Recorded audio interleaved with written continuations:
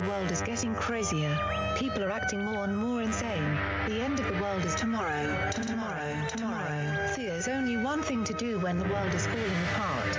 Listen to Basil and Gonz as they discuss this week's news and events through the lens of Bible prophecy. You are listening to Canary Crime News Talk. You're listening to Canary Crime News Talk. Today is August 4th, 2025. We are live to tape on episode 864. And today, I ain't. And signing on from off the grid, Razzle Dazzle. I'm your best buddy Basil, and you are not crazy.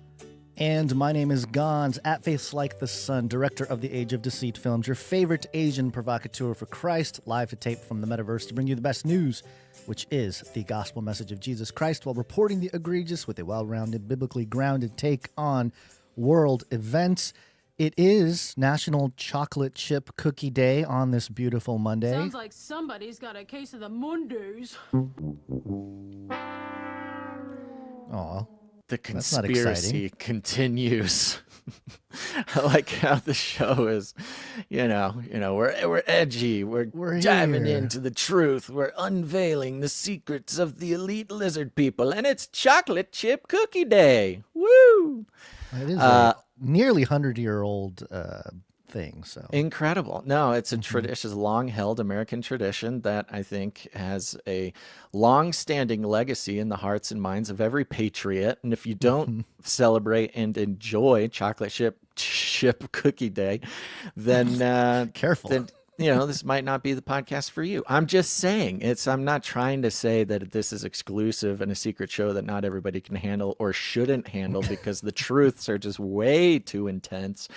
But if you have a problem with Chocolate Chip Cookie Day, you can like other cookie-based holidays, but Chocolate Chip Cookie Day should be included. And I, on this solemn occasion, Chocolate Chip Cookie Day, would like to apologize, still not on video, still just appearing as a little creature, a little pixel creature.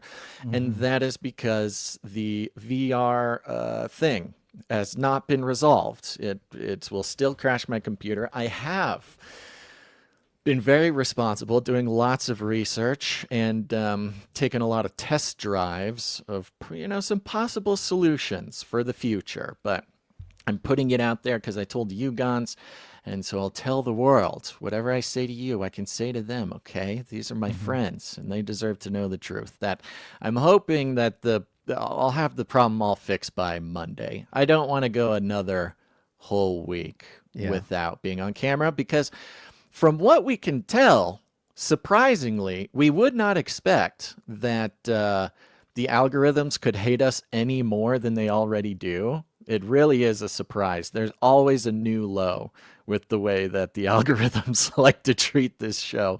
And apparently, to only have one human on camera is dinging us even more than I thought it could. So there you go. They like the humans on tape.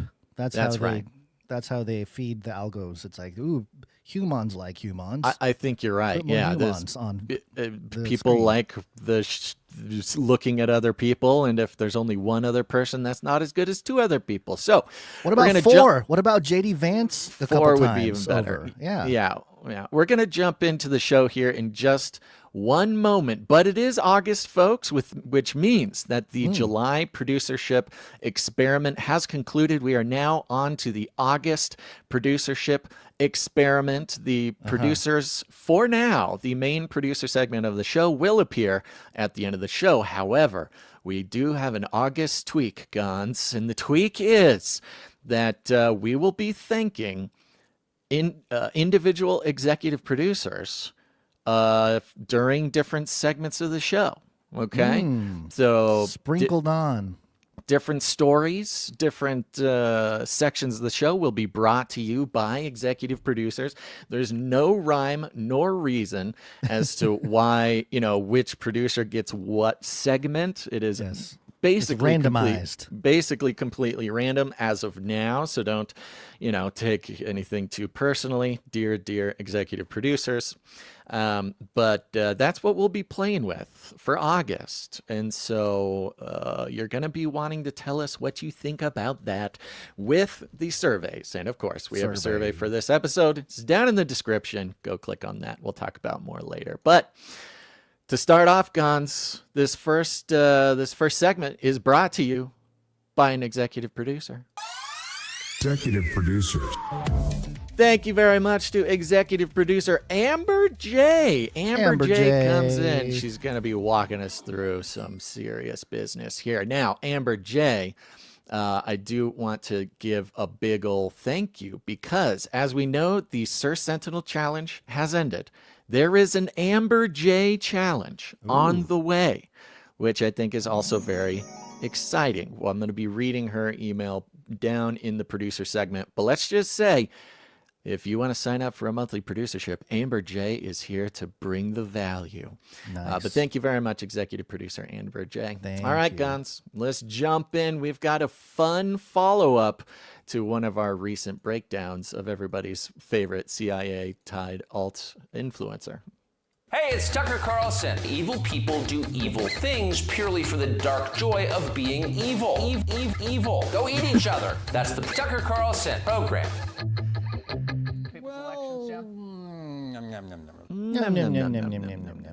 Okay, so the big fun thing, and don't worry, this is not just sort of alt media gossip, okay? We're not having, this is not the, celebrity gossip part of the show where we just talk about different alt-right influencers just because it's fun to watch them bicker. It is also fun to watch those things unfold. But what's hitting the airwaves now, Gons, is about a couple episodes ago. I don't remember exactly. It was very recent. On one of my solo episodes, I gave everybody just a little sort of monorail tour through the life of Tucker Carlson, more specifically Tucker Carlson's dad. And ourselves and others for a very long time have noted these strange connections between the CIA, Tucker Carlson's dad, and Tucker Carlson himself, right? This is not new to a lot of people. However, apparently, it was brand new information to Tucker Carlson to hear that his father had any connection with the CIA. Let's start out with this first clip here. Native talent. And he's attacking my dad as a CIA, his dad's in the CIA or whatever. And I'm like, well, that's no, untrue. No. And my father dies, and I learn, actually, was involved in that world. I was completely shocked by it. So no one has to believe me, but that's just a fact. Right. This was in March of this year. And I'm like, well, how the hell would this child from Chicago, my dad was 84 when he passed. Like, who's this guy know who my dad is? And like, he's in an intelligence world. How would he know that? And I Wait, so that was his critique of you? Because I didn't see it. Someone just sent me this video and was like, you can't believe anything Carlson says because his father was in the CIA and he's a CIA working on behalf of the CIA. Well, I mean, I think it's pretty obvious, and I'm pretty... It's pretty obvious now. It's pretty obvious now. Now, to set the scene, because you can kind of hear it in this clip here. This is Tucker Carlson talking to Candace Owens. Yes. This is like the... It's really actually quite annoying, this like web of right-leaning media figures like turning on each other and gossiping about each other and just like this whole madness. I mean, I think it is an op in its own sort of right, so let's keep that in mind, especially knowing who we're listening to right here. They are talking about Nick Fuentes. Now, Nick Fuentes, a very singular character. Yeah.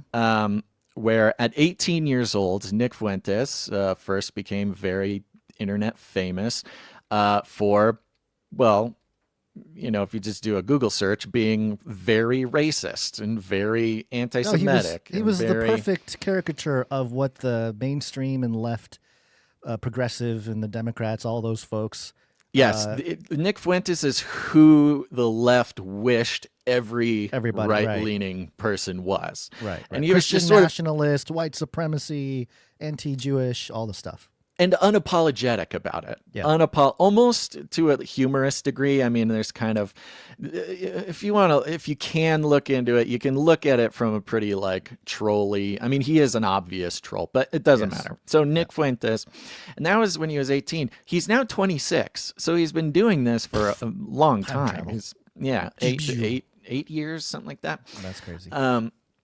And so the whole background of this is Nick Fuentes finally goes and does a podcast with Candace Owens, and this is a big deal. And then after the podcast with Candace Owens, which is only available behind a paywall, he gets very mad and starts talking about, and Nick Fuentes' whole thing lately, not that I follow him closely, but just, doing research, watching clips, things like that.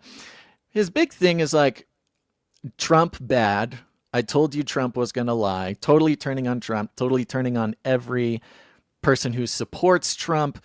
In the same way that we might be sort of skeptical of Laura Loomer, per se. He's kind of he's Laura Loomering everybody, including Tucker. Including Candace.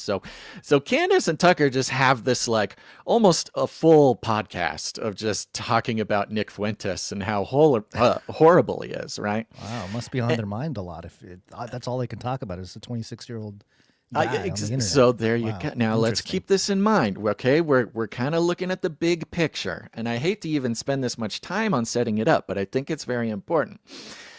But in this, Tucker tells a story about how Nick Fuentes made a video about how Tucker's dad was in the CIA, and so therefore, Tucker Carlson is connected to the CIA.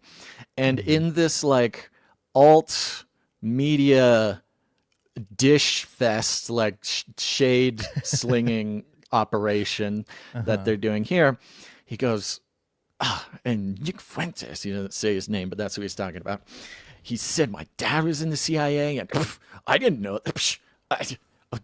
News to me. I never knew that. And then my dad dies earlier this year in May, and turns out he was connected. So like I can't even tell the point that Tucker's trying to make, because the point that he does make is Nick Fuentes knew the facts that my dad was in the CIA. Nick Fuentes knew, that Tucker's dad was in the CIA before Tucker did. Before Tucker knew, right? Which is a weird point to make. That is a weird point to make. Because this whole Tucker CIA thing is nothing new. I mean, we've been talking about it at least since 2020 is kind of when I think people started putting it together. Not that it's like, whatever. We're just trying to figure it out. A lot of people who are politically in the limelight and doing things, influencing all that stuff, many of them, not all of them, but many of them do have. Yeah, go ahead. Especially in the media. In the media, right. Yeah, they have ties or they are family bloodline to the old guard. That was the family of folks doing that stuff with. And to be clear, Tucker Carlson did not know his father was connected to the CIA until this year. I went ahead and just grabbed an archive version of Dick Carlson's Wikipedia page. Because I thought, well, it's on his dad's Wikipedia page that, he's connected to the CIA. So let me take it a year back. This would have been before Tucker found out. And, it's still there. Everything with the Voice of America, Nicaragua, the journalism, going from journalism to be a banker, then to be a politician, then back to Voice of America. Like, it's obvious, okay? And even if it doesn't say, Dick Carlson was in the CIA, which it doesn't say that specifically. But the Voice of America thing has been there America's forever. A big thing. Yeah. And to think that Tucker Carlson doesn't know that Voice of America is a CIA operation is just lunacy. Okay. Well, it says here that he was the director of the U.S. Information Agency, the USIA, documentary film service. That was before, Voice of America. Yeah. So, and this is hilarious, okay? The fact that they're trying to say Nick Fuentes thought I was in the CIA, that's crazy. Well, we can go back to Tucker Carlson's interview with Putin. This is where we first heard about it, at least in the mainstream or mainstream limelight. This is when it was mainstreamed. This is when it was mentioned. And, you know, well, let's just play the clip real quick. With the backing of CIA, of course. The organization you wanted to join back in the day, as I understand. We should thank God they didn't let you in. Although, it is a serious organization. I understand.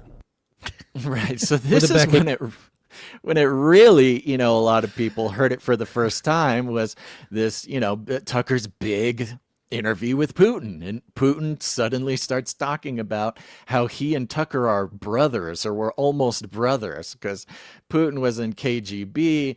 Tucker was almost in CIA. That would have made them colleagues. Like, starts talking about all this really weird stuff. Now, Tucker has mentioned that he wanted to be in the CIA. He did apply to the CIA and never got into the CIA, and coincidentally went directly into journalism at the behest of his father, his CIA father. Okay. Yeah, he knew the roadmap for sure. That's some early alpha for anybody who wanted to make it in the world. It's like, well, you know, you may not be able to get straight into the agency. You know, that's for really special people, but go into media. It's a great way to do it. Exactly. His dad told him that exact thing. He said, no, go into journalism. It's easier to do, and you can still, you know. This next clip, this is a clip with from June of 2024. Yes. Which was about a year ago. Again, Almost a year ago, a Tucker year and a couple months, Carlson talking about his dad in the CIA. And so when I applied to CIA, and I've taken a lot of crap, including from Putin, like, oh, you're from a CIA family. Well, yeah, obviously my father worked in conjunction with CIA. I mean, that's what that is. Obviously, my dad worked in conjunction with CIA. He basically How could he say less than a year later that he, or I guess it is a year later, that he didn't know his dad was part of CIA? I mean, that is exactly. Kind of weird. So, look, we all know that the question is, why in the world is Tucker Carlson claiming he didn't know? He's making up this story that Nick Fuentes knew about his dad being in CIA before even he knew. And later on in the episode with Tucker Carlson and Candace Owens, Tucker Carlson makes the accusation that because Nick Fuentes is so inflammatory and that he's just picking fights and causing derision and isn't best friends like he is with Candace Owens and all the other sort of establishment alt media right people, that he seems to be some sort of plant or some sort of CIA operation. So you have Tucker, again, insinuating that because Nick Fuentes knew that Tucker's dad was CIA, that makes Nick Fuentes a CIA operative put in here to cause derision in the sort of not that you know, Tucker himself has anything to do with CIA, right? Because he was rejected, and of course didn't even know that his dad was a part of CIA until May of this or March in of this fact. year or something. We have this clip here. This is Tucker. I believe it was on the Tulsi Gabbard show a while back. Oh, wow. This shows Tucker really how he really feels about the CIA guns. But I mean, I really hate the CIA. And I mean, I mean, that's like very offensive to me. So why would you? It's like personal for you. That's sorry. This was not. Yeah, sorry. This is not the Tulsi Gabbard clip. That was the right clip. I just set it up wrong. That was him talking about how he really hates the CIA. So he didn't even know his dad was CIA. He really hates the CIA. So it's very silly to say that he might. This next one is from Tulsi the Gabbard. Tulsi Gabbard show in 2022. 2022. Here we go. Got into journalism. You were thinking about joining the CIA. No, yes. I actually I read that somewhere recently. I didn't know that. What was your interest? What drove that? Well, that's the world that I lived in. I mean, we lived in Georgetown, and this was obviously it was 10. Wait a minute, you can't say it's the world you lived in. It's the world he lived in. He lives in Georgetown, which is CIA. You know, it's basically a whole town of CIA. Oh, what? Years Keep it going. 11. It was 11 years, 1990. And there were a ton of former CIA officers in our neighborhood. My father worked for the government, and you know, there were a lot of them in that world. And CIA officers, from my perspective as a child, were like kind of dashing, physically brave intellectuals. You know, some guy who'd studied classics at Yale who wound up in Beirut as station chief. You know what I mean? Leading this interesting life. And I wanted an interesting life. That's the main thing that I wanted out of life. I never was interested in money. I had the privilege of not being interested in money because I didn't grow up in a family where we were worried about money. So I just never. Okay, so Silver Spoon CIA child is the #1 conservative voice for America. Welcome to 2025, everybody. Yeah, and this was, I saw a response from Nick Fuentes. Again, I am by no means coming in to try to defend Nick Fuentes from anything, but I think it's very interesting to see Tucker Carlson suddenly, out of nowhere, lie against his own, even just like history that he's bragged about, and his dad's involvement in the CIA, and he lived in Georgetown, and all their neighbors were CIA, and everybody they knew was CIA, and he wanted to be in CIA, and the whole thing, it just goes and goes and goes.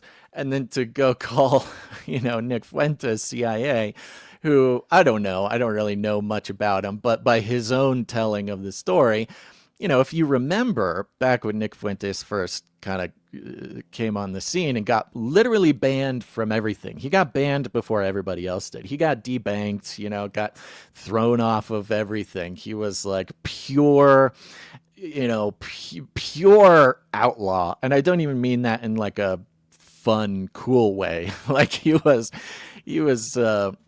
kind of got the brunt of it before it was even very common for people to get kicked off. And just, you know, the way he was, the things he said, and how sort of blatantly antisocial his message was, you know, that's kind of who he was. And somehow he's just sort of survived it, probably because he's so drastically antisocial. It was almost like he was the line, if you're making a fishing analogy, you know? Do not come back, you Nazi psychopaths. And that was on accident, but that kind of works with the Fuentes conversation we're having right now. It is good.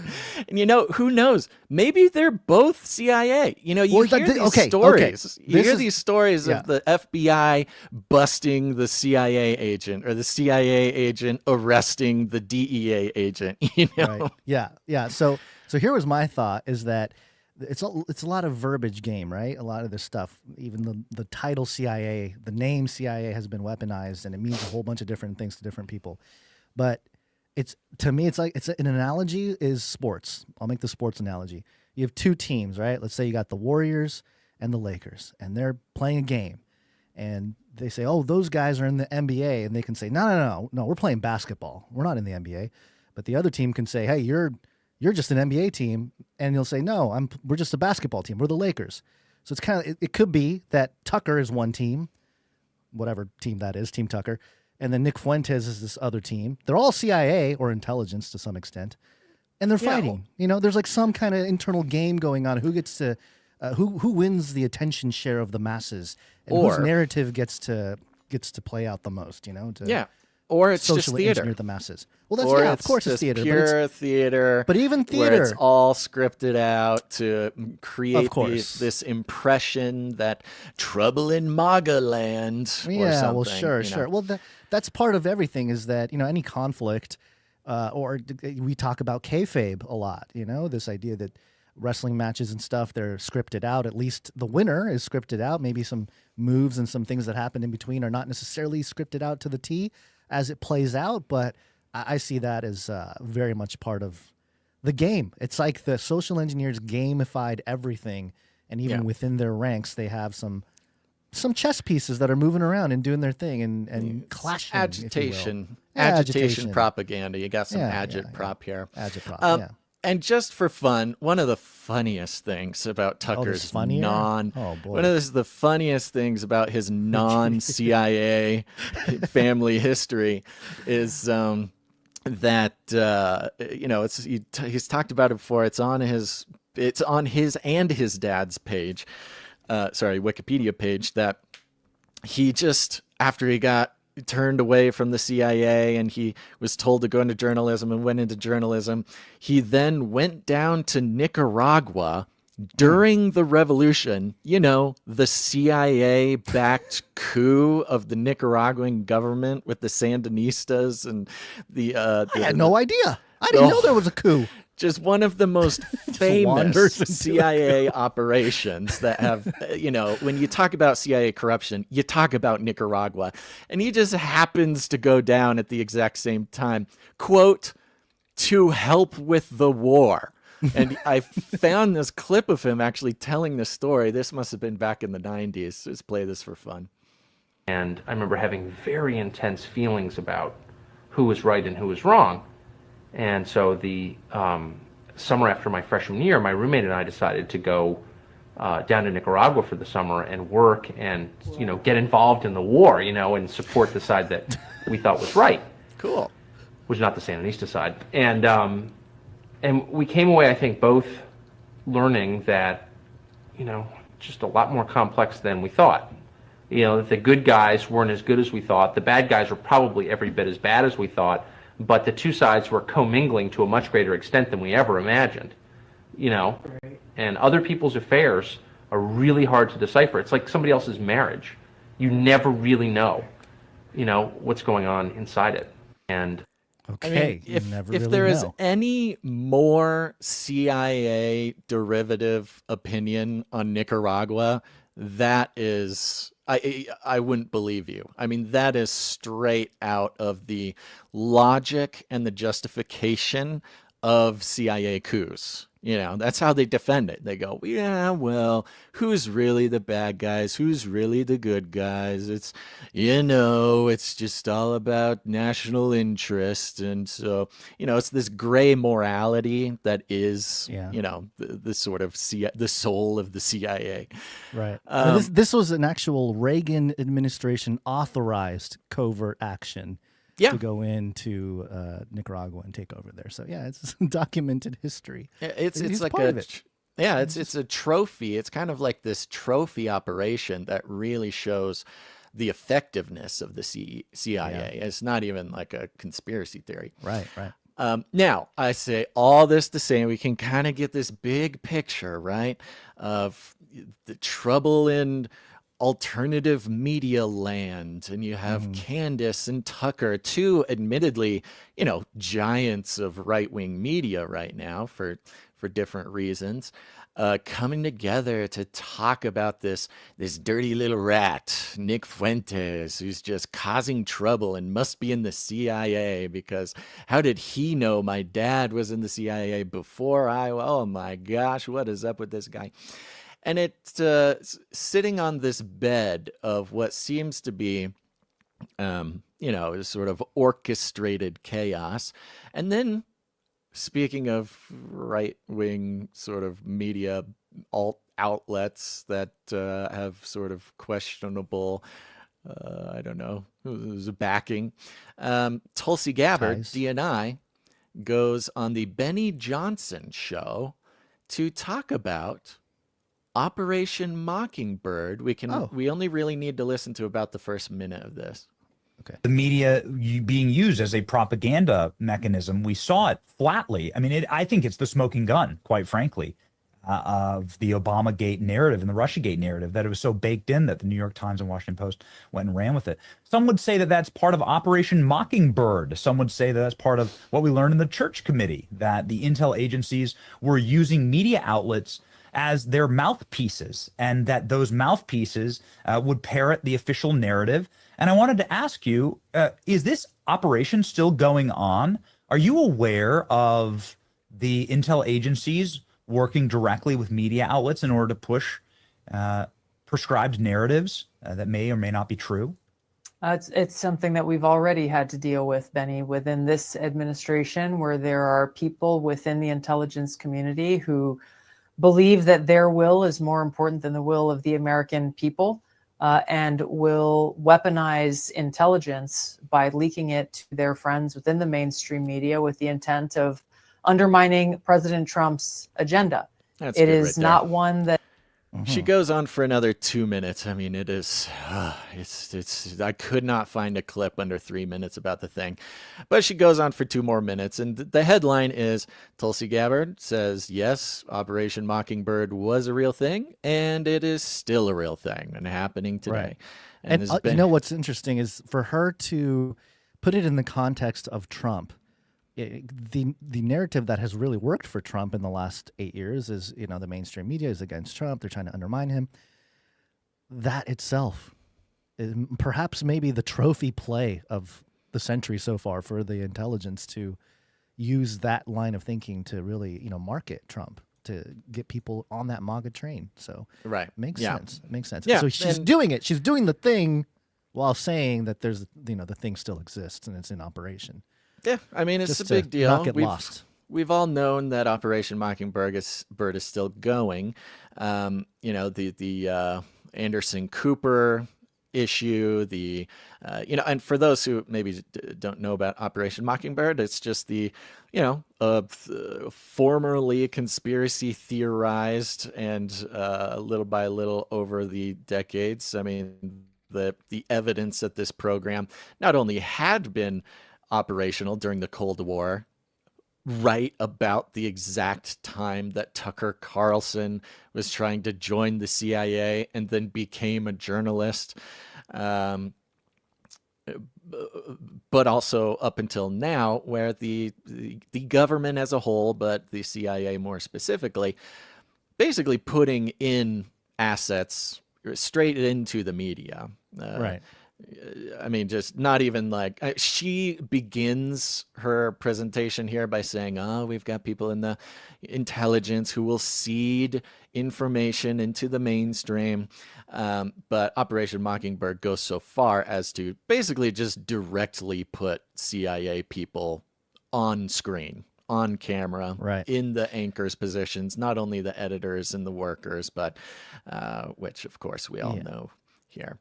Yeah, and Benny Johnson there mentioning the church committee, that was the 1975, I guess 75 to 76 U.S. Senate finding out and uncovering this whole thing, the CIA covert relationship with journalists. Yeah, and it was part of the JFK. Right, yeah.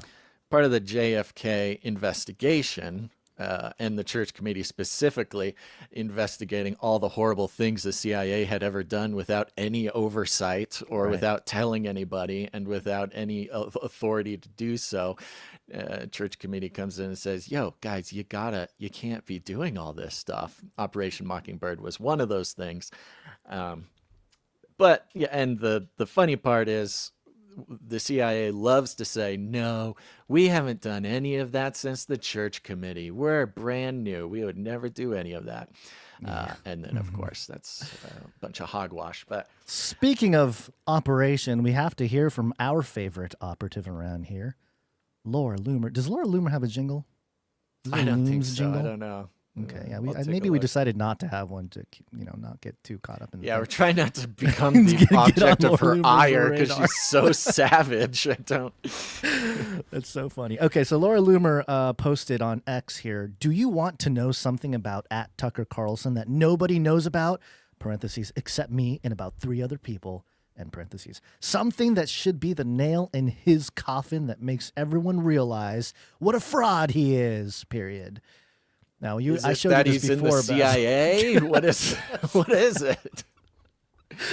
Is So it more than the CIA thing? Well, okay. So that's the thing that we don't know about Laura Loomer. Is she talking about the CIA thing that everyone knows, and is this just a troll job? Hey, only 3 people know this. Like, aha, everyone knows now. Or is it I have the secret intel. Me and only 3 other people. That is very exclusive information. Only it 3 is other very people exclusive. have this information that can take Tucker's entire empire down. Which again, you could see an angle of Laura Loomer being an Operation Mockingbird or some sort of. I'm telling you, asset. everyone's an operative. This is what I was saying. Everybody is part of this big operation now. It's hard to figure out what's going on, man. Saying that she knows a secret that only 3 other people have, if she's not being tongue-in-cheek, like trolly joke, which is not traditionally her style. That is not her style, It's also sort of lending credence to the fact that this is new information about Tucker. Like, Right. I know this and only 3 other people, Nick Fuentes being one, you know. You think it's Nick Fuentes? That'd be hilarious. Well, as far as Tucker is, by the words coming from Tucker's mouth, Nick Fuentes somehow knew that his dad was in the CIA, so that means Nick Fuentes must be CIA. But yeah, no, Laura Loomer is definitely some sort of operative for sure. Yeah, you know, it's funny, and I think, like you said, who knows? They possibly all could be. I mean, we know for sure at least one of them is. Well, my point is that it's not necessarily. It doesn't matter if they are knowingly part of the whole operation or not, because of the way the communication network has become with the internet.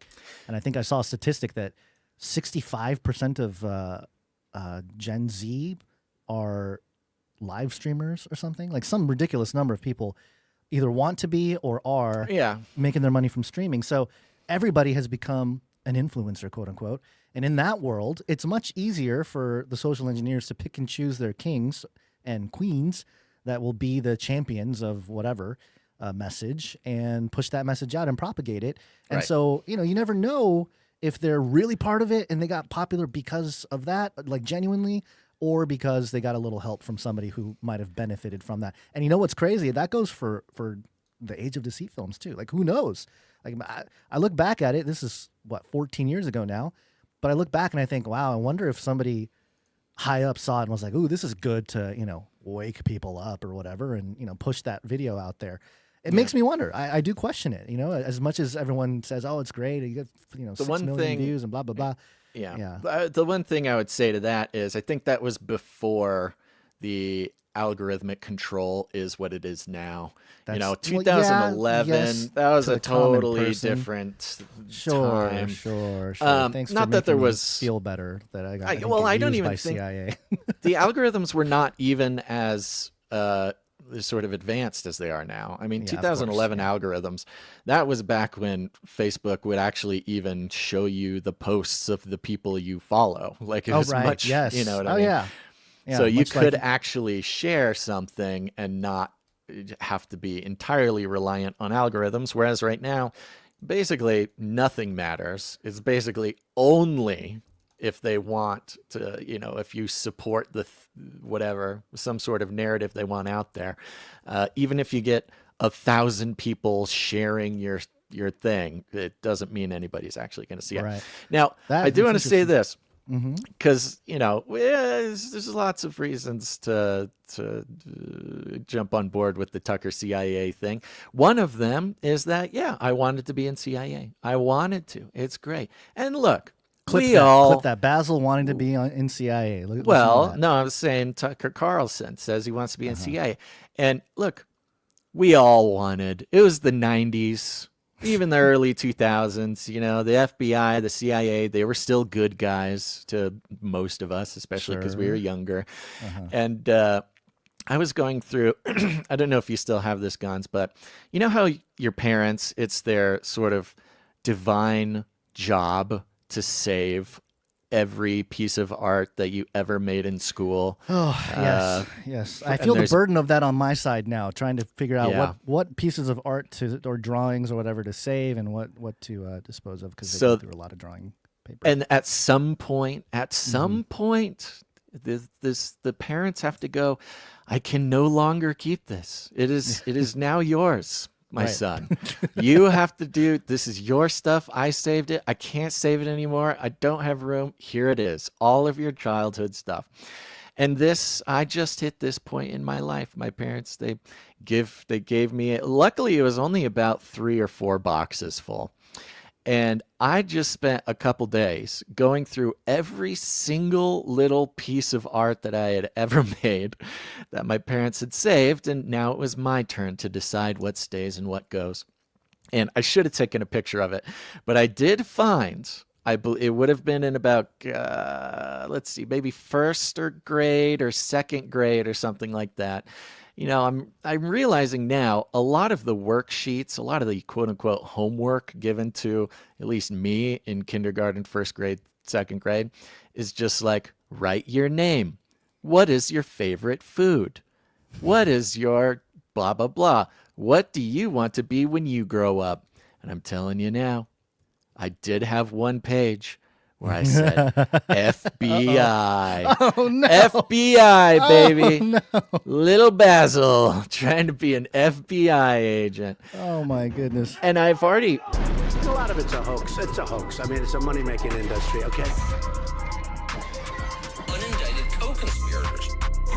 Are you getting... you're exposing yourself on the episode even more. today. Even more so. Episode 864, Basil exposes himself as CIA operative. Tucker Carlson, I wanted to be in the FBI in like first grade or something, which, come on. What first grader kid doesn't want to be in the FBI? At least in the 90s, But you remember, and I divulged this a month or two ago, I was also in the GATE program. Oh, that's right. Yes. So you were part. Yes, you were in the funnel to be a CIA agent. Yes, or something. I found some of my GATE paperwork. Nothing very interesting to share there, but it was proof that I was there. And so I'm looking at these pages. I'm like, oh my gosh, I filled out this thing. What do I want to be when I grow up? FBI. What if that triggered my inclusion into the GATE program? This young man seems like a good candidate. He wants to be FBI. Look at him. He's so young. The programming is working. We must bring him into the next level. Bring him onto the GATE program. I'm wondering because how would you train the teachers to like spot kids for the GATE program? There's so many kids, and like kids are just kids, they're all just... They didn't have AI back then. How would they ever sift through all the information? They're just like wild animals running around. How are you supposed to choose the smartest monkey to like put into the GATE program? Oh my God. And I think it's quite possible that when you have these kids fill out this, like, what do you want to be when you grow up? And they put FBI or CIA or, maybe some answers to some of the other questions. That might be the the filtering program to see which kids go into the GATE program. Yeah, keep your kids out of public school, everybody. Saul to Paul says, my daughter did that. She was, quote, FBI agent 90078M. Oh, wow. Okay. Yeah, kids love the FBI. That's the thing. I mean, and that's kind of the clue that the propaganda, the pro-institution, pro-FBI, CIA propaganda is very strong back in the day, where like every kid wanted to be in the CIA. It was very cool. And only because they saw the media, they'd watch movies, they'd watch, TV shows. This is when we spoke to Byron Rogers several episodes ago. He talked about that. He was a Marine. He went overseas and he got blown up in Afghanistan and he survived. Praise God for that. But I think in that episode, he talked about how he wanted to, because of all the video games and the movies and stuff, that he wanted to go and fight and, defend the country and all that kind of stuff. And it makes sense. I think about just my upbringing and what kind of movies and stuff what really hit culture. It was Saving Private Ryan. It was, the Band of Brothers. We stayed up for 17 hours or something watching Band of Brothers. Right. Just to build brotherly rapport with our roommates in college or something. It's just stuff we did. So I can see that programming was very powerful, and it still is to this day. I think it's but it makes you wonder. That was back when we said the Pledge of Allegiance in schools too. Yeah. And it makes you wonder what this next generation, with all the Marvel stuff happening, Marvel and all these different superheroes and whatnot, becoming their sort of propaganda programming for the youth. what they will seek to do and defend and all this kind of stuff. So, and in all the Marvel movies, there is like S.H.I.E.L.D. There's the secret, the doubly secret CIA that they even have the the CIA Illuminati. doesn't know about. Isn't it literally a New World Order? Isn't there a new one coming, or just came out like literally with the title New World Order? Yeah. Or did they change it? No, I think that's what it was, is the Captain America. So, I'm just saying that to say you can put me on the list with Tucker Carlson, who wanted to be. You've been exposed. Sean Ryan. Remember Sean? Yes, I mean, you Sean just Ryan. go down the list and they're all I'm making a CIA list. connected. I'm making Tucker a list, Carlson, everybody. Sean Ryan, Bustamante, that Andrew guy. Bustamante. Yeah.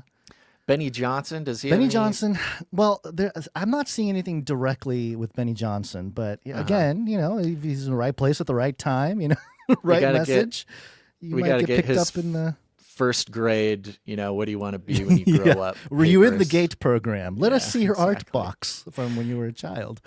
We'll And psychoanalyze. speaking of the GATE program and other CIA-linked mind control programs, why don't you give us this last story? Yeah, so this is connected to all the CIA conversations we are having right now. Oh, that's mind control. Where's my mind control? I've been mind control. Mind control weapons. All right, so this is coming from the CBC.ca. It's a Canadian outlet. The headline here is Victims of CIA-linked Montreal brainwashing experiments cleared to sue in class action. It's a few days ago, July 31st, when it was published. The interesting thing about 2025 is that so many people know the dark secrets, the conspiracy, the deep state, and these secret behind-the-scenes organizations and what they've been up to. Everyone's so aware of it. We're at the point where we're now even having class action lawsuits. Yeah. Just real quick here, Quebec's Superior Court judges has authorized a class action lawsuit brought forward by victims of brainwashing experiments conducted at the Allen Memorial Institute in Montreal. Experiments of infamous for their affiliation with the CIA-funded MK Ultra program. Whoopsies. I thought it was just a movie, everybody. MK Ultra. No, real thing. And in fact, again, this is CBC.ca. This is like a very, mainstream Canadian outlet. It's interesting like that the biggest Yeah. Canadian outlet. It's like their Right. official state media. Yeah. So they brought up this thing called de-patterning treatments that violated patients' bodies and minds. Okay. And with torture and all sorts of horrific things here. De-patterning described in the lawsuit and also a central topic of 2020 CBC podcast and report titled Brainwashed, The Echoes of MK Ultra, was among the experimental treatments conducted on patients at the Allen Memorial Institute. It sought to, quote, erase a patient's thoughts, first by immobilizing them, rendering them helpless while subjecting them to electric shocks, sensory isolation, and massive amounts of sedatives and barbiturates. The depatterning was followed, according to the class action lawsuit, by a, quote, repatterning procedure, during which patients were subjected to looped audio messages while under the effects of paralytic drugs. The message first repeated a negative feeling the patients had expressed about themselves, like, you are selfish, followed by a positive statement like, you are lovable, repeated between 250,000 to 500,000 times. Wow. That is its own type of torture right there. But let's see. The patients intend to argue that the Montreal experiments consisted of unlawful human experimentation, quote, enabled by the government of Canada as well as the Royal Victoria Hospital and McGill University, end quote. So there you go. I mean, we've had the lawsuit with the fluoride in the water, and there's certain things in the realm of conspiracy topics that have come to the forefront of a lawsuit. But it didn't seem like MK Ultra was ever going to be held accountable. The program itself or anybody involved in it, and we don't know if it will because we don't know what will happen with this case. But at least in this regard, I don't know. This is another level of not just people learning about all the dark secrets and everything, but seeking some kind of justice. Yeah, that's crazy. Victims of CIA-linked Montreal brainwashing experiments cleared to sue in class action. A class action lawsuit from the victims of MK Ultra, which could be the entire human population. That's what I mean? crazy. To some extent, it could extend beyond totally just the people that were literally in the program. If you've watched TV or something, But, we're all in the program. We're all in the program. Point. Yeah. Wow. So a couple things. Just a scripture here to highlight everything we've been talking about. This is a very popular scripture in our world here, but it's appropriate for right now. Ephesians 5. Verse 11, have no fellowship with the fruitful deeds of darkness, but rather expose them, for it is shameful. This is verse 12. It is shameful even to mention what the disobedient do in secret. But everything is exposed by the light, becomes visible, for everyone that is illuminated becomes a light itself.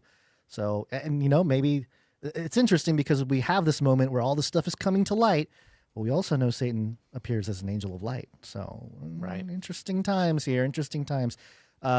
More wisdom from Psalm 146, verses 3 and 4. Put not your trust in princes, in mortal man who cannot save. When his spirit departs, he returns to the ground on the very day his plans perish. Don't put your trust in any talking head influencer. You know what I mean? That you're not finding salvation there. Not, people look to these folks for some kind of political consensus or just a desire to feel like you're part of a movement, a counter movement. A lot of times and I think we all went through those phases, I would imagine. I'm sure everybody listening, including you, Basil, we've all gone through that phase of like, oh, this person, I'm listening to them daily because I'm relating to their political message. And, I'm getting something out of feeling like I'm part of a movement, waking up to the reality of whatever going on. So that tends to happen. And, we're saying, hey, just beware of that. Beware. You can listen to people. It's fine. It's not a problem. But just don't get caught up in thinking that you're going to get some kind of salvation out of it. And then Jeremiah 23, this is verse 2. Therefore, that is what the Lord, the God of Israel, says about the shepherds who tend my people. You have scattered my flock and driven them away, and have not attended to them. Behold, I will attend to you for the evil of your deeds, declares the Lord. When all this operation, the divide and conquer that's taking place, that's what it's doing. It's driving people away. It's driving true fellowship apart, I think, and different opportunities that may exist for evangelism. Those are all being torn down when you continue to divide. And we knew this was coming. We knew the divide and conquer tactic works. And so, just be aware of these scriptures, use them as wisdom when analyzing your own sort of analysis on world events. But looking at something like Tucker Carlson and this whole thing, somebody would be very misled if they started saying that, hey, the Canary boys, they're big time Nick Fuentes and Laura Loomer supporters because they're against Tucker Carlson. They're making fun of Tucker Carlson just like they are. And that's the point I'm saying. That is like, the don't, point, right? Don't divide. Like, this categorization, and you're participating in the divide and conquer when you do that. There's really only one division that matters, and that's if you're with the gospel of Christ or not. So there you go. Amen. Sounds good. Well, let's jump over here to this other story, Gons, but we do have an executive producer bringing it to us. Whoa, another one. Another one. Uh-oh. I'm getting the wheel. That's not good. That's not a good sign. Not the wheel. On a new computer? Executive producers. All right, there you go. Okay, this next story is brought to you by executive producer Sir Sentinel coming in. Just wrapped up the Sir Sentinel challenge, and we'll be hearing more about that later in the producer segment. But we got a little update on the Epstein thing here.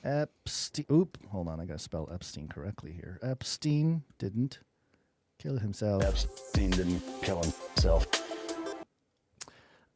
This is coming from USA Today, which you'll see why I brought it from this in a second here, because it's very fun.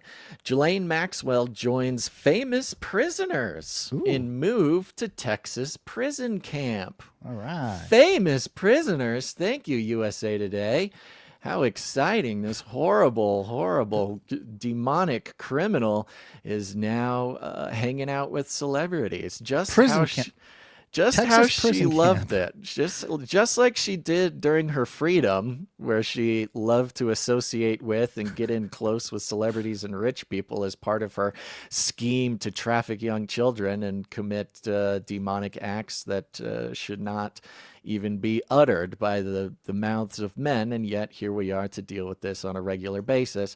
Ghislaine Maxwell joined Theranos founder Elizabeth Holmes. Hey, there she is. And celebrity housewife Jen Shah at a federal prison camp in Texas this week. The government like a party.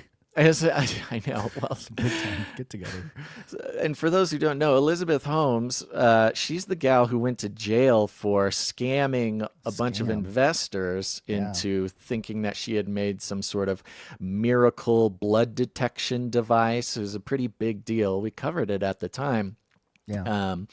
And got busted because she was lying so much. And some even think she was taking the fall for some people above her, but very famous criminal.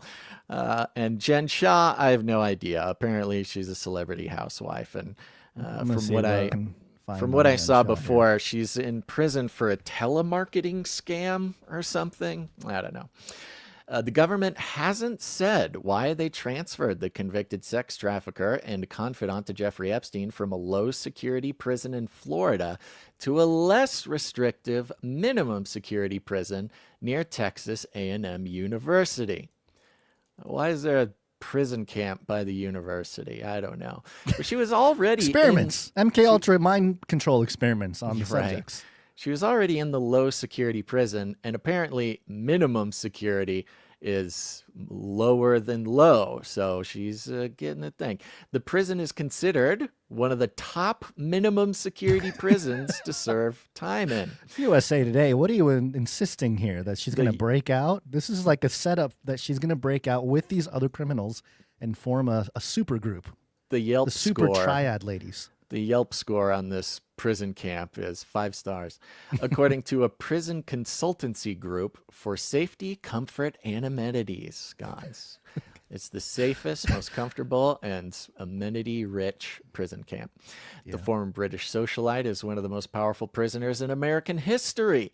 The transfer comes as Maxwell's attorneys are pressing the U.S. Supreme Court to overturn her conviction, while also seeking a pardon or commutation for her from President Donald Trump in exchange for her cooperation in the Epstein investigation and broader sex trafficking matters. So it's quite obvious what happened here is, says Maxwell spent 2 days last week talking to Deputy Attorney General Todd Blanche, Trump's former personal defense lawyer, at a courthouse near the Tallahassee prison, where she was serving a 20-year sentence for sex trafficking linked to Epstein. Officials would only confirm that they had transferred Maxwell to the prison camp in Bryan, Texas, not why. Typically, prisoners are moved due to a change in supervisory or medical needs, or as a security measure to keep an inmate safe, says Donald Murray, a Bureau of Prisons spokesman. So, one more here. Moving from a low security to a minimum security prison typically provides more freedom within the prison. This could mean more free time for recreational activities or work. Minimum security facilities typically house nonviolent first-time offenders or those who have worked their way down from a higher security prison due to good behavior, according to a prison consultant. This is like prison its own, consultants here.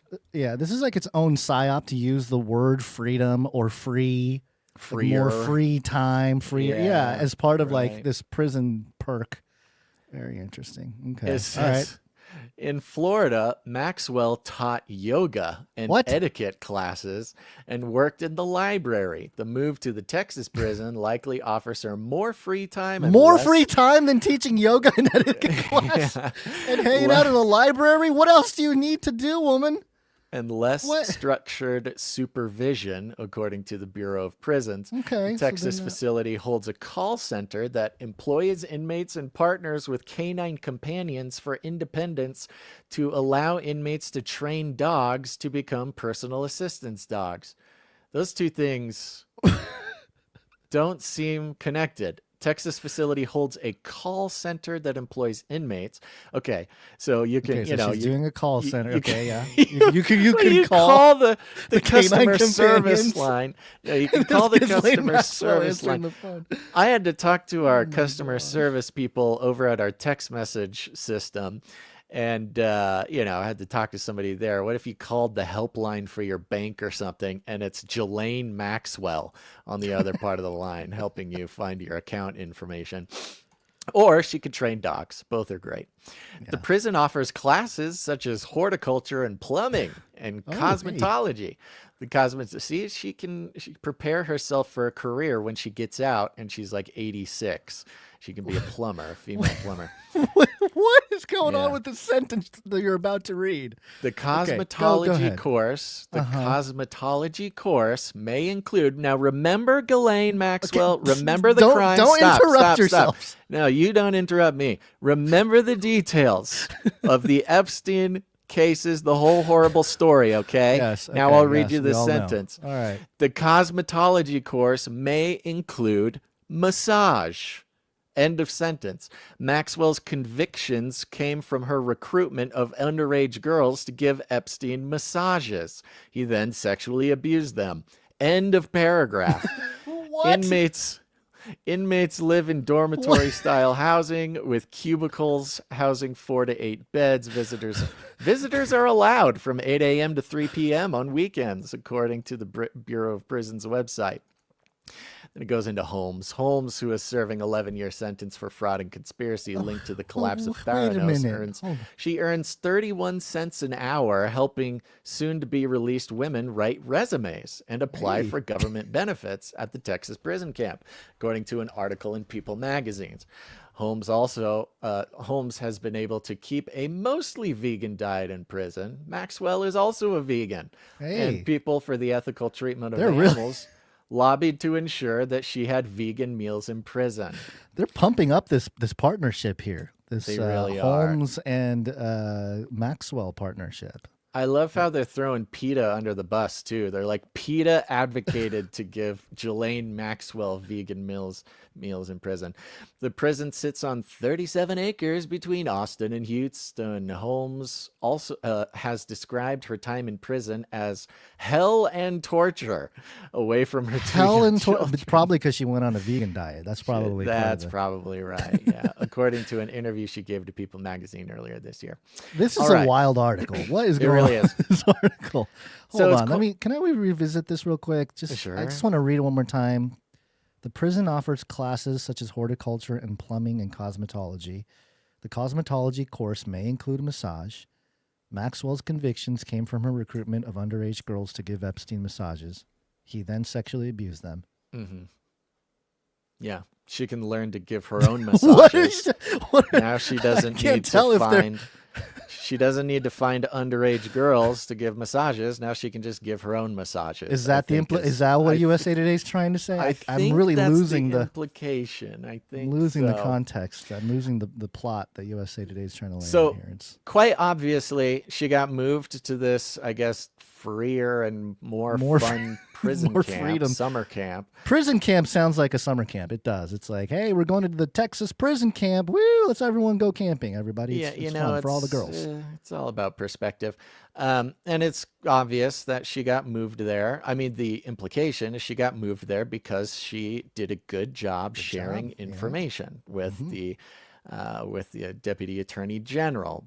We don't know what that means. They didn't really give any clues as to the types of information. I think Pam Bondi said she answered 100 questions on 100 people.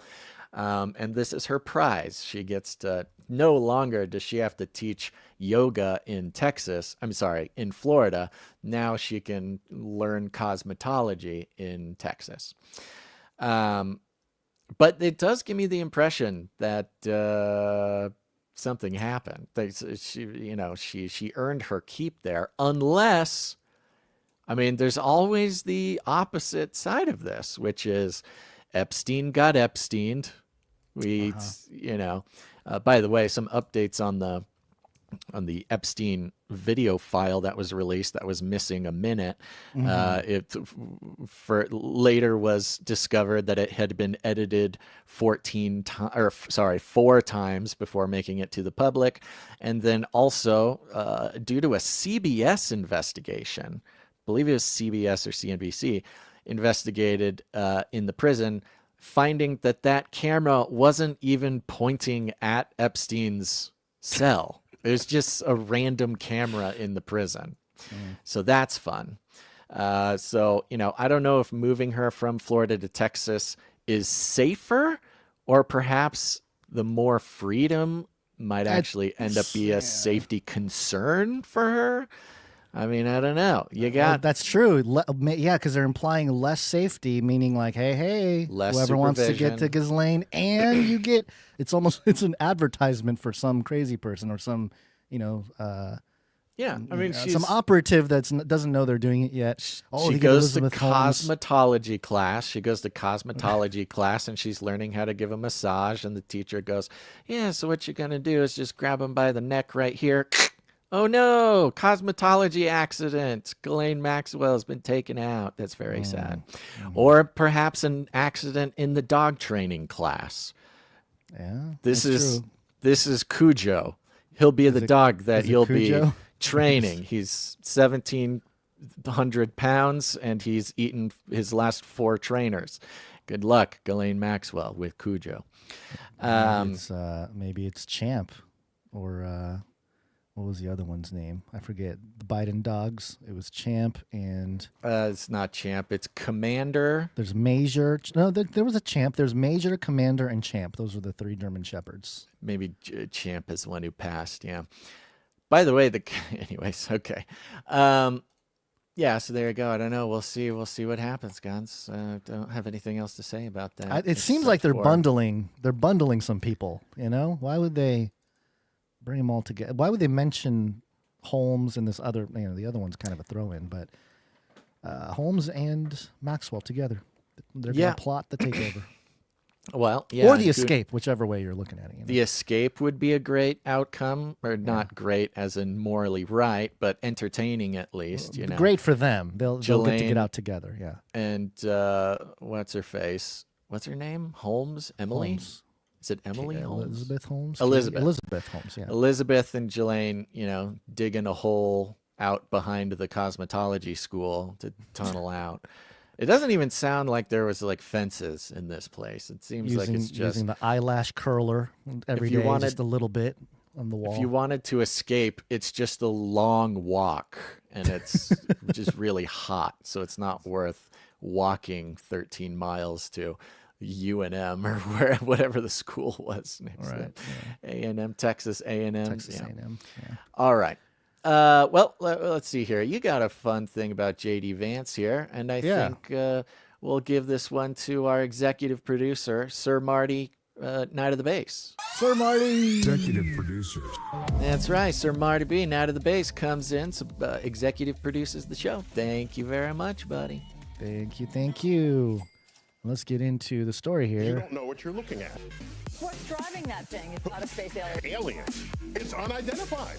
One of the arguments about this clip I'm about to show is that, hey, look at all the government people like our president and even our vice president, J.D. Vance, try to distract away from the Epstein files, Basil. Just stop paying attention to the Epstein files. Pay attention to the UFOs. The other thing is there are stories that I am particularly focused on, in part just because you talk with your buddies about it. Like, I'm obsessed with the whole UFO thing. What's actually going on? What were those videos all about? What's actually happening? I haven't gotten to the bottom of it yet, but we're only 6 months in. We've been very busy. That's actually the August recess is in part me going to try to dive to the bottom of the whole UFO thing from last year. So I mean, you got to have us back. Okay, I'll let you know. All right, so it's August. It's the August recess. J.D. Vance is deep into the UFO rabbit trail. We will see what he comes out with. He may come back out as a Nephilim. He may just turn into a Nephilim while he's in there. I mean, the timing is interesting because we do have the Oumuamua type craft, you know, going to arrive in November to take over the world. You know, we played that Jeremy Corbell clip, the other show, where he appeared on a TV show, a documentary series, sharing that from what he's heard, there's a psyop planned to convince everybody that a slow-moving alien craft is going to come and show up, and 6 months later, that exact news comes out. So it's very interesting. He did just show up again, Jeremy Corbell, on the Duncan Trussell podcast, and kind of, what's the word? Kind of got into it a little bit more, but it's very interesting because he was trying to kind of tone down the fact that he had absolutely nailed that prediction. And he even says things like, I don't know if this is the one I was talking about. I wasn't really saying that like that would happen. I was just saying that's the vibe. He got a text message from somebody. It's the vibe that I'm getting. It was just the feeling from the community that I got that they would say that. I didn't mean to actually call that exact prediction that exactly came true 6 months later. So yeah, I don't know. He seems to be a little worried. He didn't want to sort of give the impression that he had some sort of information that nobody else had. So I don't know. He might be in trouble. Yeah, and it's this ongoing carrot on a stick with all of our politicians, really, with the topic of UFOs, aliens, disclosure, especially in the last year when things really ramped up in terms of the Grush whistleblowing and all the stuff. It's interesting to watch the different iterations and seasons. There's a cycle, and it often comes and goes, but the theme of UFOs has always been not just aliens, and that's been one side of things, but it's been the technology. Like, what kind of technology do these crafts operate from? And in that regard, we've called this whole movement the techno-populist movement. J.D. Vance has his ties to Peter Thiel, who's obviously the co-founder of PayPal and Palantir. And I did hear an interesting take the other day, Basil, that Palantir is almost like the attempt to fight back against what's already established with the technocratic, more liberal world order. They're a white Palantir hat. in there. Yeah, it's kind of like a white hat technocrat to try to take out the liberal black hat people or whatever. So that narrative, I'm sure, still stands and resonates with the people inside, thinking that they're actually fighting and taking apart the system or fixing it or whatever they may think. And so in that regard, it's interesting that Vance is talking about this. And I'm curious to see where this goes because the topic is so popular now that it used to be kind of the taboo thing for presidents to talk about UFOs and aliens. You got Obama and Clinton and they go on late night shows and mention, I looked at the papers and said blah, blah, blah. But now it's such a huge topic. It could be a distraction, obviously, from the Epstein stuff, and I'm sure it works in that way as well. But ultimately, it feels like the whole time, ever since Trump's first term, they've been teasing a massive change in the the technological infrastructure, whether it be AI in the first iteration and next up robots. I don't know. It seems to be that they're preparing everybody because all that stuff is coming. And, in the sort of bare definition of the word change, it is going to be a massive change for the world. So interesting you mentioned Palantir, because right now at this exact moment, Alex Karp started trending on X here, and Alex Karp, for those who to need your a reminder, algos, everybody has got different algos, but yeah. Okay, Gons, would you not like to hear the news about Alex? No, I want to hear it. Okay. I'm just saying. Alex see Karp the thing is. Oh my goodness, you are killing me today. Okay, so Alex Karp trending on X right now sent out a letter to shareholders. The second quarter numbers came in for Palantir, second quarter of 2025, and they were pretty good. looks pretty good. He says, Did you see his quote? Read them and weep, haters or something Just like that. tell the haters, read them and weep. Yeah, right. Right, Alex Karp going after all the haters. Yeah, it looks, let's see here. There we go. From Palantir. Okay, so he sent out a investor letter. Let me just read a little bit of this. But principal among them is our willingness to foster an unapologetically specific culture within this artist colony of a company, M dash, to allow for plenty of friction and disagreement across a range of domains, yet remain unwaveringly committed to a set of values and an approach to building. It is this culture that gave rise to the ontology, forward deployed engineers, Foundry, Maven Smart System, all of which have already changed the course of human history. Terms and titles that we casually coined decades ago are now widespread. Okay, let's see here. Part of it says, similarly in the United States, the most consequential country in the West, it is the culture that enables companies like ours to come into existence and excel. It must be protected. The United States is not and should not be permitted to become a soft compromise and amalgam of global values and tastes. Now, you're talking about yes, this potential white hatness of Palantir. And one of the interesting things about Alex Karp is he's like very patriotic, or like really loves the West. He really loves Israel also, but is kind of this weird, he's not a globalist. He's a nationalist, which is, probably really the only reason he's fitting in with any sort of Trump plans. It's the protocol for this era here, this decade. Right. You cannot be. He's playing his part in sort of the pantheon of the nationalists, which, has been the concern that, he loves America, he loves the West. Yeah, we should just let him deploy AI into the government and sort of completely take redo all the of our infrastructure. data, have some predictive policing. Just let Palantir AI run the government because he loves America, and so that must be good. Yep. I have the clip here from you got a clip? CBS. It's just a 5-second clip. Yeah. CEO and co-founder Alex Karp saying, quote, just tell the haters, read them and weep. Good job. Read them and weep. Read them and weep. Interesting, real quick. After that paragraphs is, about America can't become a compromised, soft, global values and taste. It says a reticence or perhaps incapacity to pronounce and prefer beyond the shallow and ritualistic shaming of others in the public sphere that masquerades as thought has had costs. I don't even know what that means.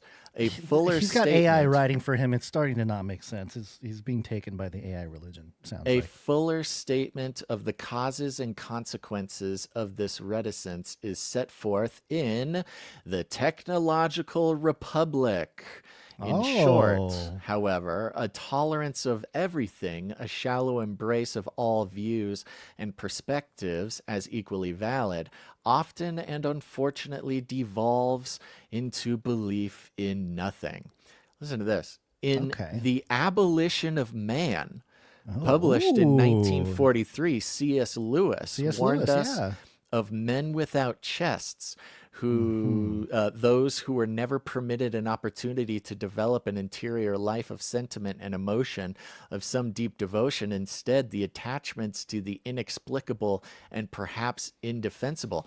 This is a investor letter about Q2, and he's quoting not only the Technological Republic, which I think he wrote, but also C.S. One of the Lewis. most popular Christian authors. Not the Bible. He's not going to quote the Bible, but he will quote one of its most popular authors. Yeah. And we have this, like we've seen before, this trend, this adoption of the new power system, who are, might be technocrats, might be, the type of person or leader or establishment that we should all be wary of, but because they take on this Christian patina, because they take on this pro-West patriotic stance, we go, oh no, they're the good AI technocrats that'll take over. Here's the quote from Abolition of Man, quote, "For every one pupil who needs to be guarded from a weak excess of sensibility," Lewis wrote, quote, "there are 3 who need to be awakened from the slumber of cold vulgarity. Such men without chests promise to shepherd us forward, yet lack much substance and content, even a flicker of an animating worldview or belief structure, other than their own self-preservation and advancement. They are little more than the administrative caretakers who have been taught to fear belief and sentiment. Some claim to be part of a struggle, but their identity is often merely oppositional. In the end, they are hollow and stand at a lonely distance from the world. I think all of his investors, Alex Karp." I think all of his investors are on ayahuasca, and he's just really tapping into what gets people fired up. What those guys get fired up about. It's a little bit of Christianity, a little bit of AI talk, just to take over the patriotism, world. a little bit of, weak men make hard times. Yeah. A little, just full. I now remember he is Alex Karp and has access, maybe more than any other human alive, to precise analytic understanding of what to say to attract the most people. He just has AI just combing the entire universe, kind of like Elon wants to do, and is able to algorithmically or artificially intelligent choose every single word, phrase, and quote and put them in an order that guarantees his takeover of the world. That's what we're seeing there. And for it to include patriotism, love for the West, Christianity, C.S. Lewis. The men without chests thing too is very sort of Stoic. It goes back to Greek philosophy where, a man has a head, he has a chest, and he has stuff below the belt. And the chest is the courage and blah, blah, blah. It's got part of the reason why all the old statues are sort of framed the way they are. But shoot, man, there you go. You got these CEOs, these tech CEOs kind of taking this position as some sort of priest class. It's a divine mission, Basil. It's a divine mission to fight back. There's several scriptures. If they're going to quote scripture, they should maybe take on a different part of the Bible there. Philippians 3, verse 20 and 21. "But our citizenship is in heaven, and we eagerly await a Savior from there, the Lord Jesus Christ, who by the power that enables him to subject all things to himself will transform our lowly bodies to be like his glorious body." Amen. Can I get an amen? I mean, this is, when you think about the transhumanists and technocrats, and they want to defeat death, and they want to live longer, and blah, blah, blah, blah, blah, they're trying to do the thing that Christ accomplished in the cross and the resurrection, which is why I don't think people connect those two topics necessarily, like all these tech guys are so evil, blah, blah, blah. But it's like, no, maybe in the spiritual sense for sure, but in their pursuit anyway, but they don't realize that, or maybe they do, and that's why they're trying to use that similar language where they're trying to accomplish what Jesus Christ already accomplished in the resurrection. A couple other scriptures here, thinking of nationalism, you have Acts 10, verse 34, Peter began to speak, "I now truly understand that God does not show favoritism, but welcomes those from every nation who fear him and do what is right," and, sort of taking the responsibility away from it. That's the thing that's really interesting to me is like, hey, we should support our political leaders and we should vote and do all these things. And certainly that is to participate in the political system of this country or techno-political system is one thing. But again, thinking that it's going to, just because you do is earning God's favor or whatever, just be careful with stuff like that. There are clear ethical lines, obviously, with stuff, but people can get lost and make the state their God instead of God himself. And then Jeremiah 9, this is just a message to Alex Karp. "Let not the wise man boast in his wisdom, nor the strong man in his strength, nor the wealthy man in his riches, But let him who boasts boast in this, that he understands and knows me, that I am the Lord who exercises loving devotion, justice, and righteousness on the earth, for I delight in these things. So, if it was justice on the terms of, hey, God is justice, and we seek to, please God in that way, that's one thing. But for him, it's more of a fighting call. It sounds like it's a letter to some militant robot, soldiers getting ready to go to battle, literally and metaphorically. So invest. We must beef up the robots who are going to war. Yeah, and you got to remember that these are the guys who have the system prompts to all the AI on the back end. So that's where the sort of, philosophy of the AI gets controlled. Now, Palantir doesn't have like a chat bot you can access, but being the unified AI governance model of the government is kind of a maybe even more important oddity. Okay, we got another group of articles here, and we got an executive producer I want to thank in a second. We're going to thank a couple for that segment. I did miss my little note here to remember to let people know that if they haven't done it yet, they need to join the Canary Cry text message alert system. If you haven't done it yet, do it now. Take out your phone, open up your text message thing, and text the word Canary to 877-740-3226, especially if you're a Face Like the Sun person. We disappeared for 4 years from the Face Like the Sun channel because we were just too cool. YouTube said these guys are too cool. They got to go. We got to ban them. And they did. And those Face Like the Sun folks who did not connect with us on some other level, whether it's follow us on social or get on the email list or whatever. We just disappeared, and it was very sad for us, very sad for them. It has been fun the past month to see every single show of Face Like the Sun person going, oh my gosh, you guys are back. Yay, I missed you so much. Where'd you go? Why'd you stop podcasting? We never stopped. We just disappeared. We disappeared from your timeline. Don't let the timelines rule what you see and what you don't see. Don't give up your power. Don't give up your your self-determination to the algorithms, okay? You want to connect in a way that'll make sure that if you miss a show, it's because you want to miss a show. So text the word Canary to 877-740-3226, and we'll just send you a little text message before we go live a couple times a week.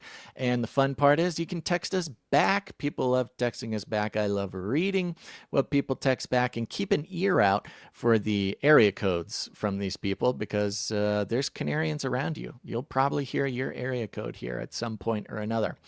269 texted and says, I hope there will be a healthy amount of Tuck impressions when the pod comes out. Let's go, Bass. Thank you very much, 269. 678 says, please. Oh, let's get the producer jingle ready, Gons. Okay. This is also a great way to send over your prayer requests if you have them. 678 says, please pray for my dear friend Krista, who lost a sister today, and her father is still in the hospital. My heart is broken for her. Okay, producers, listen up. Producers, assemble!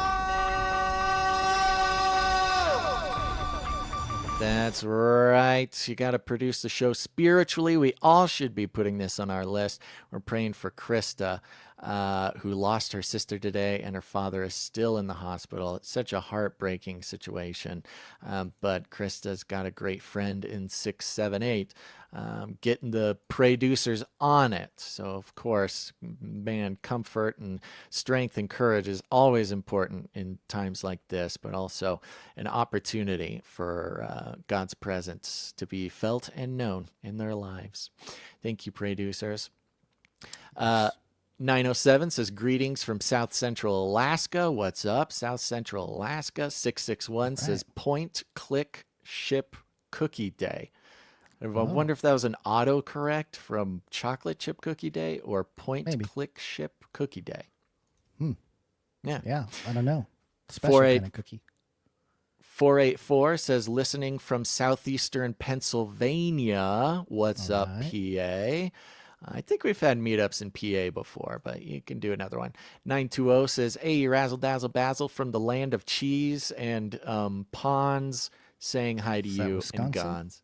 I was going to guess Wisconsin too. Are there ponds in Wisconsin? Probably. I think so, yeah. I don't know who else is crazy about their cheese. 254 says, I awoke to rumors of wars, earthquakes, volcanoes, and more, but my phone buzzed as I yawned. It was Basil and Gons from Canary Cry to a Roar. Thank you, 254. I appreciate that. And 954 just says, you guys are great. Thank you very much. 954. See, folks, this could be you. You could be like 304, who says Monday just got a little better with a little heart emoji. Thank you very much, 304. 323 says, hello from Yorba Linda, California. Even Californians are texting the text message alert system. Love it.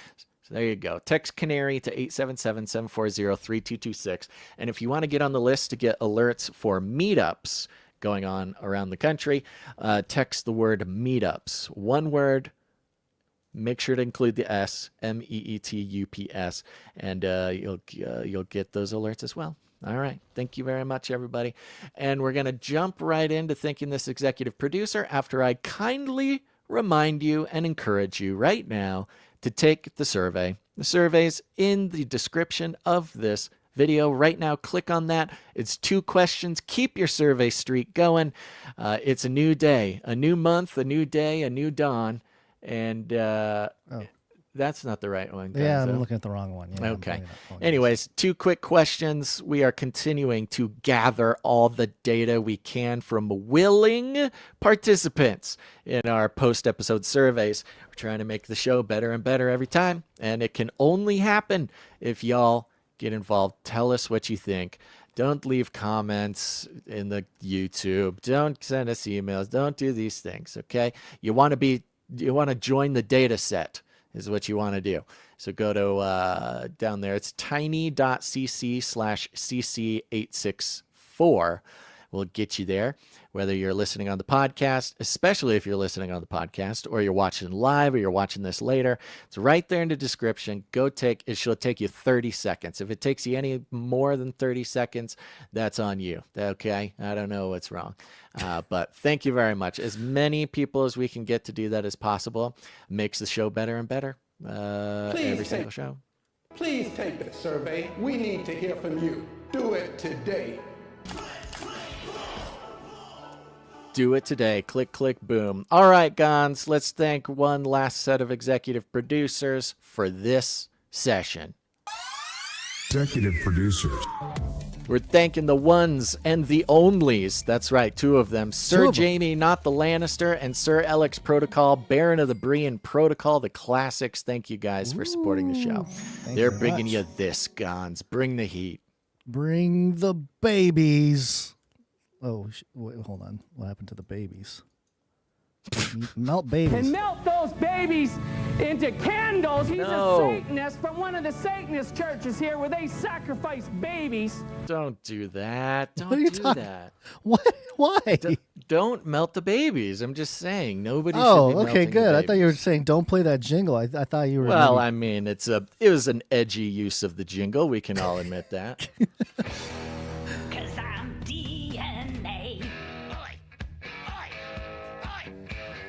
All right. TheGuardian.com. World's oldest baby. Born from embryo. Frozen in 1994. Basil, what were you doing in 1994? I was probably trying to spell out FBI on my you were writing FBI. School homework. How do you spell FBI? Yeah. Yeah, I was hopping on airplanes going to swim meets in Hawaii, 11 years old. Actually, going to Maui for a big old swim meet representing Southern California. That was my life. 11 years old. Incredible. Yep. Speedy little swimmer. Speedy Gonzalez, they used to call me. All right. Nobody called you that. Actually, they did. But it doesn't matter. This headline, world's oldest baby born from embryo frozen in 1994. Parents of boy born in Ohio, U.S. used adopted, and adopted is in parentheses, IVF embryo that had been stored away for more than 30 years. This is definitely, we're getting into that era, Basil. The world's quote-unquote oldest baby has been born in the U.S. from an embryo that was frozen in 1994. It has been reported. Thaddeus Daniel Pierce was born on the 26th of July in Ohio. He really is the oldest baby. I mean, the yeah, world's that's what I'm oldest saying. baby is a very clever thing, and yes, But he the is. embryo was made. I'm just saying Thaddeus is the oldest name you could possibly choose. They gave the baby, the world's oldest baby, the most grandpa-y name imaginable.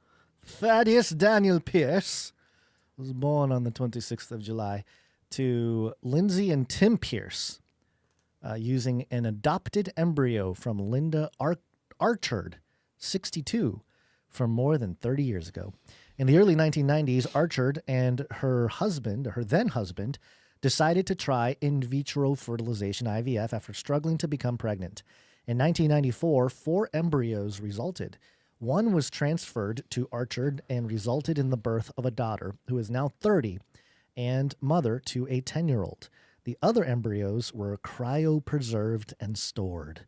Quote, "We didn't go into it thinking we could break any records," Lindsay told the MIT Technology Review, which first reported the story. Quote, "We just wanted to have a baby." IVF is a type of fertility treatment where eggs are retrieved from a woman's ovaries and fertilized with sperm in a laboratory setting. The resulting embryos are then transferred back into the womb. The embryos can also be frozen and stored for future use. Archard was awarded custody of the embryos after divorcing her husband. She then found out about embryo quote-unquote adoption, a type of embryo donation in which both donors and recipients have a say in who receives the embryo. Archard had a preference for her embryo to be adopted by a white Christian married couple, leading to the Pierces adopting the embryo. Isn't that there interesting? Are so many Isn't angles that to this. Interesting. Yeah. First of all, embryo adoption. Oh my gosh, that was not supposed to happen. Sorry. Embryo adoption is very interesting. I guess I had never really thought about it or had never heard of it before. But yeah, you can freeze your embryos and apparently just put them in anybody and they can grow. Apparently. Throw it in the defrost in the microwave, just a little 30-second defrost, and they're good to go. Yeah, I guess I didn't really consider that you can put an embryo with no relation to a mother and put it into I guess you just put in the bun in the oven there. But man, mother is such an interesting word in that case too. Yeah. But what is it, 30 years? 30-year-old embryo. Yep. The embryo That's what I'm saying, man. is a 30-year-old and just got born at 30 years old. That's crazy. And then on top of that, you're adding like this cultural aspect of it's like I want my embryo. I mean, it's very kind of look, we're in the midst of the Sydney Sweeney thing. We're not going to talk about it. Who cares? But there's still this cultural attention right now more than ever, which is this is part ironic. of the Nick Fuentes thing too. It's part of the Nick Fuentes It's very conversation. you could for sure relate it to that too. But right in the middle of this conversation about Sydney Sweeney and her jeans commercial and people coming out and talking about how it's eugenics, the jeans commercial is eugenics, and suddenly everybody's an expert on eugenics. All these lefties, they don't care to go into Margaret Sanger, their patron saint of abortion, and her eugenics. But no, okay. So saying Sydney Sweeney has good genes is eugenics. And now this 30-year-old embryo is adopted specifically. She had preference be adopted by white Christian married couple, which look, if you're going to have an embryo be born, you would prefer a married couple. That's you need mommy and daddy. That's important. Christian, if you want your embryo, raised by someone with similar beliefs as you, that's very important too. And then the white part, okay, I mean, all right, sure. I mean, you want what you want. It's a wider net. It's a wider net to cast. If you're in America, you want a Christian married couple. I think it's a smaller net, but I get the point. Well, yeah, sure. Okay, yeah. Quote, "We had a rough birth, but we're both doing well now," Lindsay said. "He's so chill." Yeah, because he's 30. He's He's a we are in grown man. awe. We are in awe, of course, because it is a 30-year-old baby that we have this precious baby. Archer said, quote, "The first thing that I noticed when Lindsay sent me his pictures is how much he looks like my daughter when she was a baby. That's weird. Doesn't she think that's weird? I don't know. I pulled out my baby book and compared them side by side, and there is no doubt they are siblings." I mean, talk about brother from another mother. This is it's literally. The fertility clinic that transferred the embryo is run by John Gordon, a reproductive endocrinologist and Reformed Presbyterian, who is working to reduce the number of embryos in storage. Okay.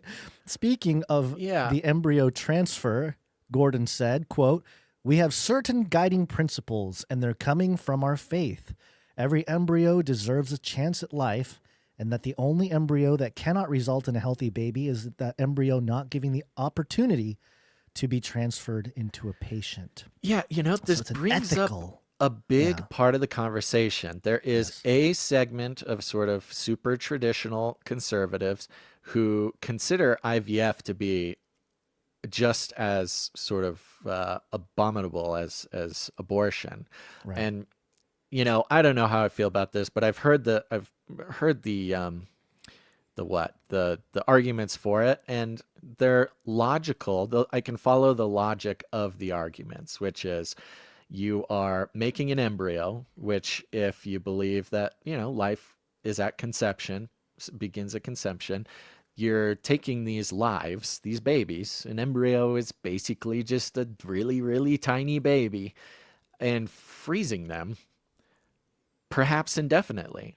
And when you run out of storage, and this has been a big problem in recent years, is you've got all these eggs that are freezing. God forbid the power goes out, or I think a car crashed into a fertility clinic recently, or there was a car bomb, and they reported, like, we're happy to report that none of the embryos were harmed, and people would scoff at that. But then other people go, hey, yeah, those are babies. I'm glad that car bomb didn't blow up some babies. We should be happy about that.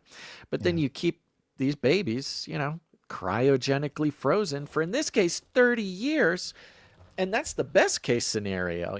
Worst case is, hey, we're out of storage. We got to get rid of some of these babies.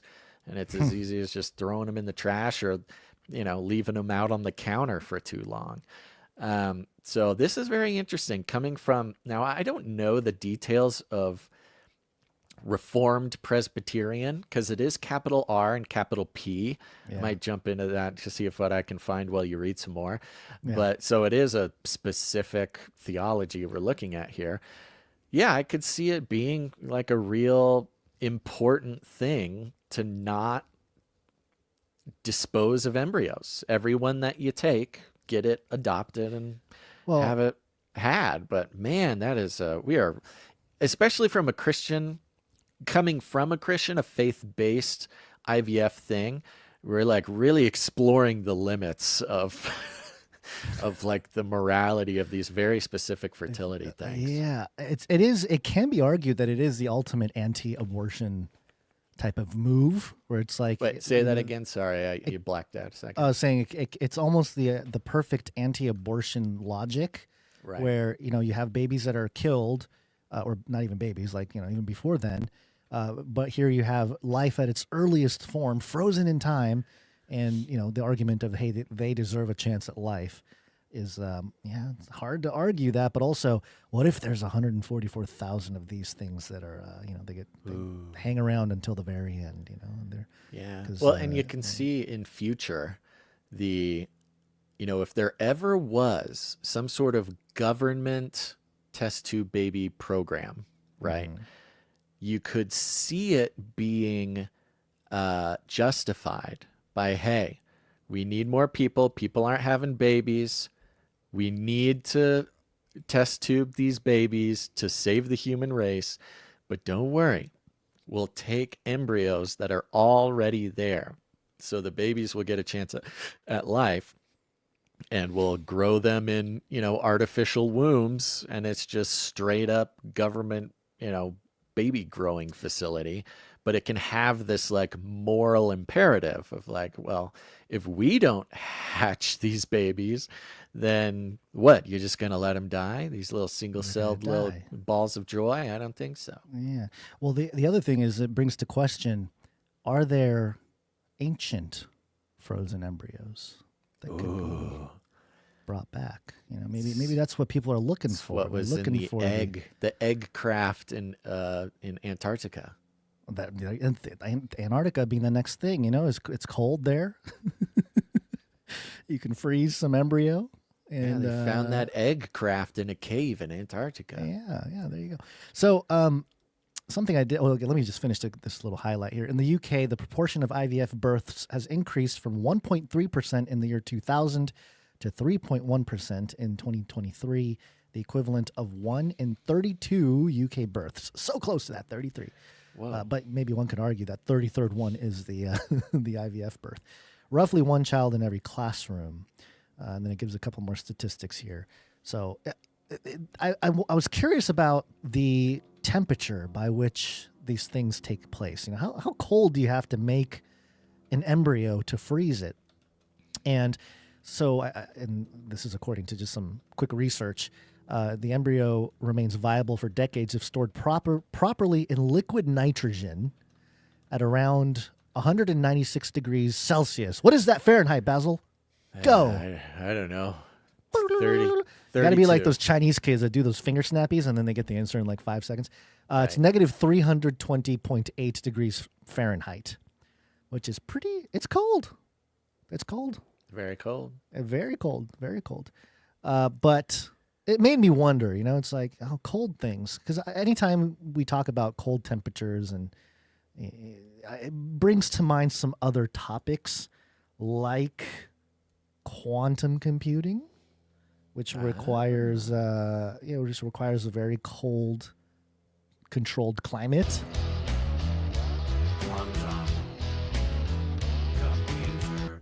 Wow. And outer space. Space.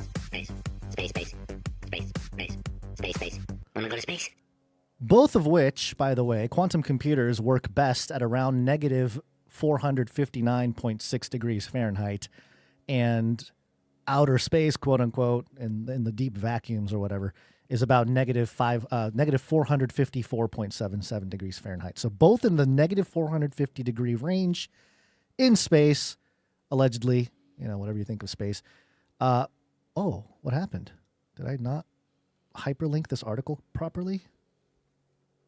Did they get rid of the article? Okay, I'm having. Let me see here. I'm having trouble with the. These scientists. Oh yeah, I'm getting a 404. 404. Did they get rid of it, or did I mess up the link? Hold on, double checking here. That's making me do a CAPTCHA.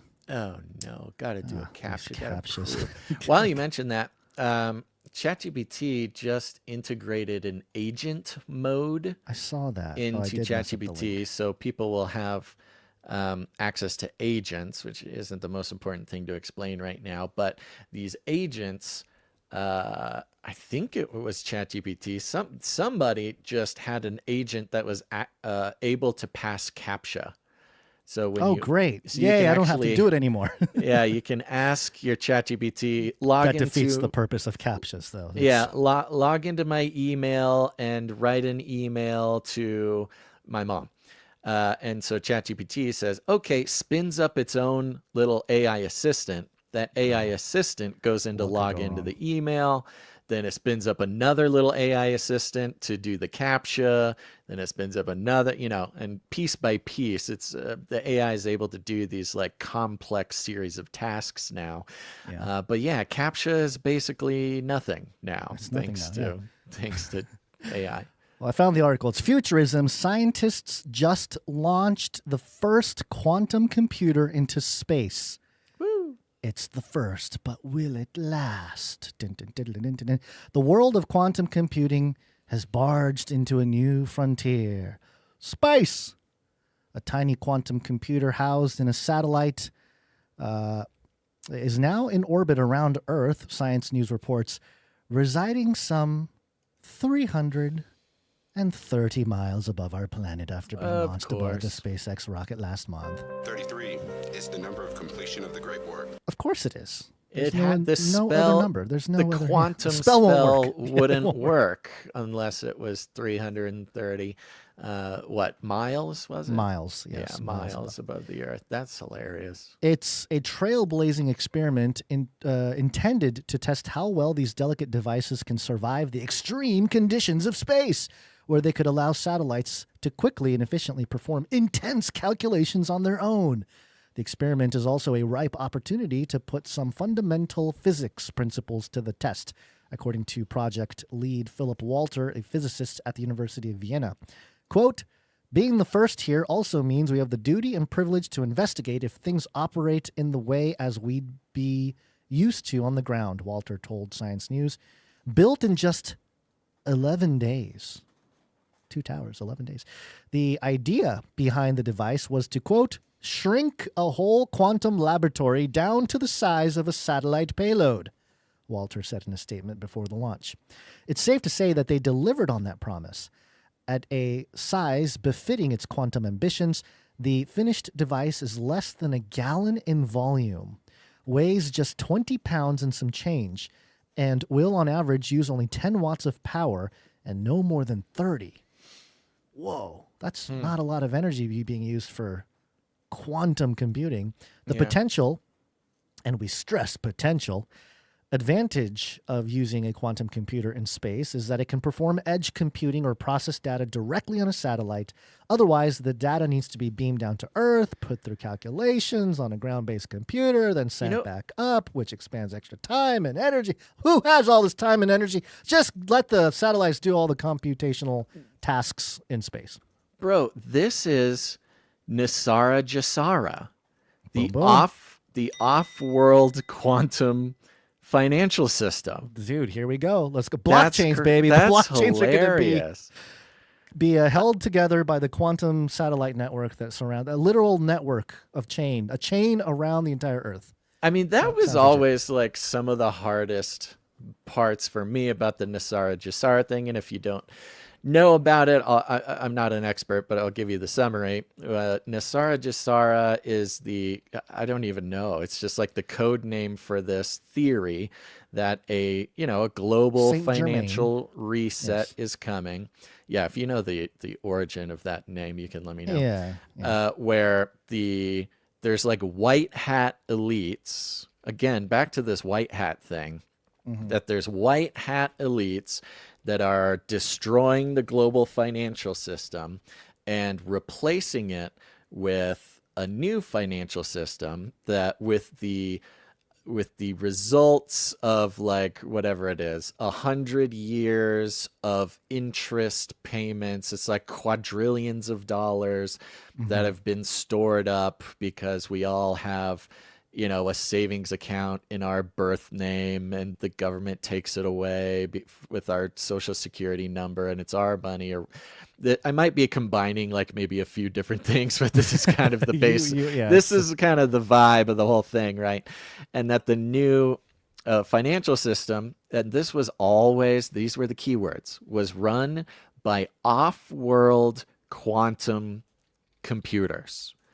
And you go, okay, fun. I mean, we've seen the list of non-terrestrial military, officers stationed off-world. We've seen these kinds of weird little lists pop up in classified documents. But the off-world quantum computers, I mean, for us is always something that, we know is possible, or is in the wings, working on, or maybe there's an ancient quantum computer already up there. Black Knight, maybe some alien tech, right? Yeah. Black Knight. But for the mainstream to be like, okay, we got them, off-world quantum computers, woohoo! The Nisara Jasara folk are gonna have something to hold on to, right? So it's basically this idea that this Saint Germain guy, who's very popular amongst the theosophists, he's considered, one of these ascended masters type people. Right. The claim is that he made some kind of trust. It was like the Saint Germain Trust or something. And at some point in history, that trust will be released to the public, and the entire world will be showered with money, and there will be some kind of reckoning of the corrupt system that currently exists. And what's interesting though is everybody's going to be rich. Everyone's going to be rich. Yeah, the golden age that Trump's been talking about too. Interestingly enough, and in theosophy, they have this thing. They talk about the I am, and we know I am to be Yahweh, God. In the Old Testament, I am for I am and stuff. But in the New Age, especially theosophical New Age folks, they use that I am statement and attribute it to Saint Germain, and use it as kind of a mantra to push out this idea of freedom and sovereignty and these types of things in the context of some new, in the new age of Aquarius, really, to be specific about their particular beliefs. That they're going to they're going to usher in the age of Aquarius. It's going to be this glorious time, and it is foundationed with the I am statement. For example, I am wealthy. I am Saint Germain. I am an ascended master, whatever it may be, and manifestation, all those things. So, it's interesting. It's interesting to see that this is even a thing technologically, but behind it, it seems to have a very esoteric thing going on, obviously. I mean, who knows what kind of weird rituals and stuff are going on with all of it. We see the numbers, but hey, maybe the whole crypto thing and blockchain thing was precisely for this type of, off-world quantum network system to exist, and then the XRP people are. I was going to say, involved XRP in this too. Multi-planetary financial system, XRP. Get it now before it's too late. Yeah. And the Saint Germain guy, it's like, and again, I apologize if there's anybody out there who's significantly more educated about this. There's a good chance I'll mix some things up, so excuse me if that's the case. But Saint Germain is supposedly like basically immortal, right? Like he's maybe not immortal, but he's like centuries old, and he's an ascended master. Yeah, an ascended master. He was a real person, but they claim he.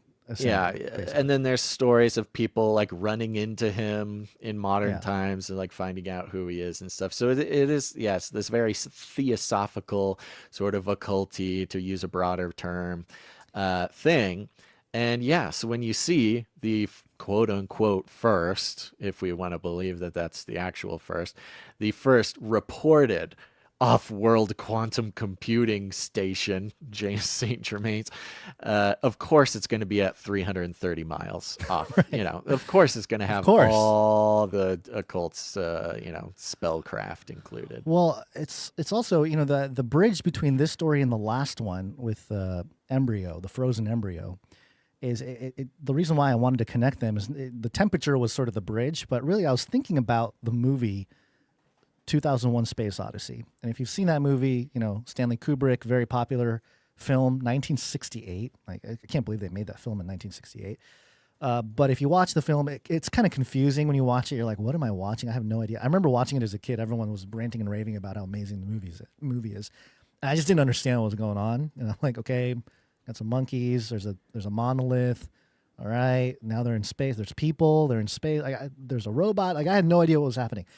But at the very end of the movie is this floating embryo, or not an embryo, it's like a little baby, like a fetus or something, in a capsule in space, And it just made me think of, baby, space, cold, temperature, weird. Like there's a lot of things that overlap there. And if you think about the movie itself, and now philosophically deconstructing Space Odyssey 2001, written by Arthur C. Clarke, who famously said that any sufficiently advanced technology is indistinguishable from magic. That's the guy who said it.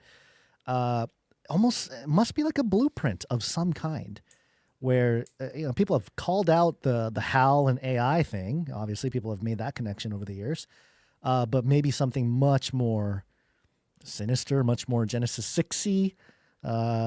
Is that even a term? Can Can we just bank that term, Genesis We can 6y? invent it. Yeah. Are you being this whole thing is way too Genesis 6y if you ask me. So yeah, some kind of weird genetic alteration thing, which ties into, by the way, the whole Epstein stuff, with transhumanism and his ranch, and he wanted to create whatever, like some immortal people or no, he wanted to seed the human race with his own seed, just like Elon does, just like all these guys do. Yeah. So it's all tied together in that sense, but very interesting. It's almost like, they plant these ideas in really, really, really big movies or something. I don't know. Yeah, interesting combination. I didn't know how this train of thought would work. I saw you had laid it out, but yes, Yes. the oldest baby, the IVF being stored at negative whatever Celsius Negative degrees. 320 degrees, yeah. And then the quantum computing, it is interesting because we have the organoids, the human brain computers. And I still can't believe that more people don't talk about this. Yeah. I don't understand. It seems like the craziest, even more than AI, even more than Palantir. Why are we not always talking about the computers that are running on human brain cells? Yeah. That when the computer is not doing computation, they have to put the human brain into a dream state because it doesn't stop thinking. The brain keeps thinking, so they have to give the human brain the idea that it's a butterfly flying around. So you're watching this butterfly. It's like a screensaver. You're like, wow, what a beautiful screensaver. No, that is the human brain organoid that is living its life as a butterfly until somebody comes in with, some computation for this thing to do. You send up, and I don't think that that anybody's making a direct connection between the human brain organoid computers and quantum computing. But, I don't know. We are here. This is why we're here. Hello. The human mind is capable of amazing things. It's the best. Yeah, it's the best computer in existence. And I don't know if our brains aren't kind of operating on some quantum, interdimensional computing some stuff. Entanglement going on. That's like what a think brain so, is. yeah. I mean, that's Yeah. the spiritual aspect Right. of the brain. You can go into other whatever dimensions in one way or Realms and another. stuff, yeah. So you've got, so they're launching up the first quantum computer, keeping it at the frozen temperature that a human embryo needs to even be kept. even Yeah. colder, which probably, I don't know, Yeah, maybe more it's ideal. Very. I'm very telling you, man, this whole thing is very bizarre. It's going to make people want to escape into the metaverse, maybe. Welcome to the metaverse. But it's not going to be too comfortable there either, Basil. 666. NFTs are back, baby. A Bored Ape Yacht Club NFT over the weekend sold for 666 Ethereum, Basil. That's $2.5 million for a JPEG picture of a monkey. Are NFTs back? I've been They're seeing back, lots baby. of NFT talk. They're back. They're back. And guess what? It was a golden ape. It was one of these gold-skinned Bored Ape Yacht Clubs. Uh-oh. Basil just disappeared. Oh, no. Well, anyway, it was a golden ape. And the second one that sold, I think it was a little bit less. It wasn't 2.5 million. Oh, he's back. Back. Hold on. You're back. Sorry. Okay. Yeah. So yeah, did you hear the part where I said it was a gold ape, like the actual Yes. ape itself? Okay, so there was a gold ape, and then a second one was sold a couple hours later for, I think it was like $500,000. It wasn't 2.5 million or 2.3 million. Still a lot. And that was also a gold ape. And I'm wondering, 666 ETH, gold apes, the golden age that Trump's been talking about, the golden era. I mean, the whole thing is just, I don't know. It's very strange. Seems like we're... And 666. Yeah, 666. That's very interesting. Mhm, I'm surprised. I mean, the Bored Ape, for those who are not NFT aficionados, Bored Ape Yacht Club was like the premier NFTs that were worth anything. Everybody wanted to make NFTs because Bored Apes were so, valuable or whatever. So for them to be kicking it off, I mean, I'm sure this is some sort of little signaling going on, or they're trying to kick off the NFT season or something. Oh yeah, I'm sure. I mean, nobody drops $2.35 million just without making a big deal about it. So I'm sure there's things there. But well, we're not done with the space talk. This is some breaking news. Let me go back to. I know we're in the metaverse right now with the NFTs, but I know you don't like that so much. So we're going to go back to the some of the space talk real quick. Basil, Politico, just published Duffy to announce nuclear reactor on the moon. Oh, this good. is the first major agency effort by the interim NASA administrator, who is also the transportation secretary and a former Fox News host. Look at that. Yes. All you Fox News hosts, look where you can be one day. It says here, Transportation Secretary Sean Duffy will announce expedited plans this week to build a nuclear reactor on the moon, the first major action by the former Fox News host as the interim NASA administrator. You know when you're an interim and you start pushing a bunch of buttons? Yeah, I don't know. It's like the ultimate. It's the ultimate. What's the word I'm looking for? It's a good way to lock in your position. Yeah, that's one way to do it. Yeah, I was thinking more of like some kind of immunity or something, where it's like, yeah, it's just an interim. Sorry, I didn't mean to. Yeah, if it goes wrong, If it goes wrong, yeah, he's already gone. He's already Right. gone. NASA has discussed building a reactor on the lunar surface, but this would set a more definitive timeline, according to documents obtained by Politico, and come just as the agency faces a massive budget cut. Oh, isn't that massive budget cut coming? What can we do? We need to build a nuclear reactor on the moon to keep that money train going. We got to expand out, everybody. Let's start building stuff on the moon. Quantum computers in space, little baby embryos floating up there. We better get busy because it's very Trumpian. It's a very Trumpian thing. Yeah, I think you're right. I think they're at the very least they're trying to activate the theater of Nisara Jisara. Because again, the Nisara Jisara thing was very popular with the Q type people, not just them, but that kind of the real fringe of the fringe. There is kind of where the Nisara Jisara lives. And I could see some very powerful theatrical, I guess, anomalies being very helpful with, oh yeah, we got off-world quantum computers, we got nuclear reactors on the moon to host the off-world, military, blah blah blah. Yeah. Like openly, by the way. Who knows? I mean, who knows? But it feels like we've had stuff like that for a while, Yeah, of course. Well, that's what I mean. It's out there. The same thing with Tulsi Gabbard openly admitting Operation Mockingbird.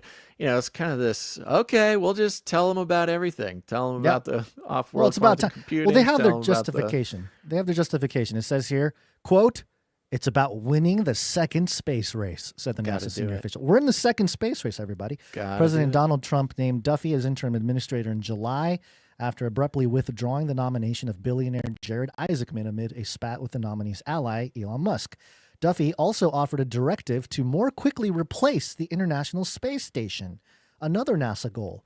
The two moves would help accelerate U.S. efforts to reach the moon and Mars, a goal that China is also pursuing. Got to do it before the Chinese.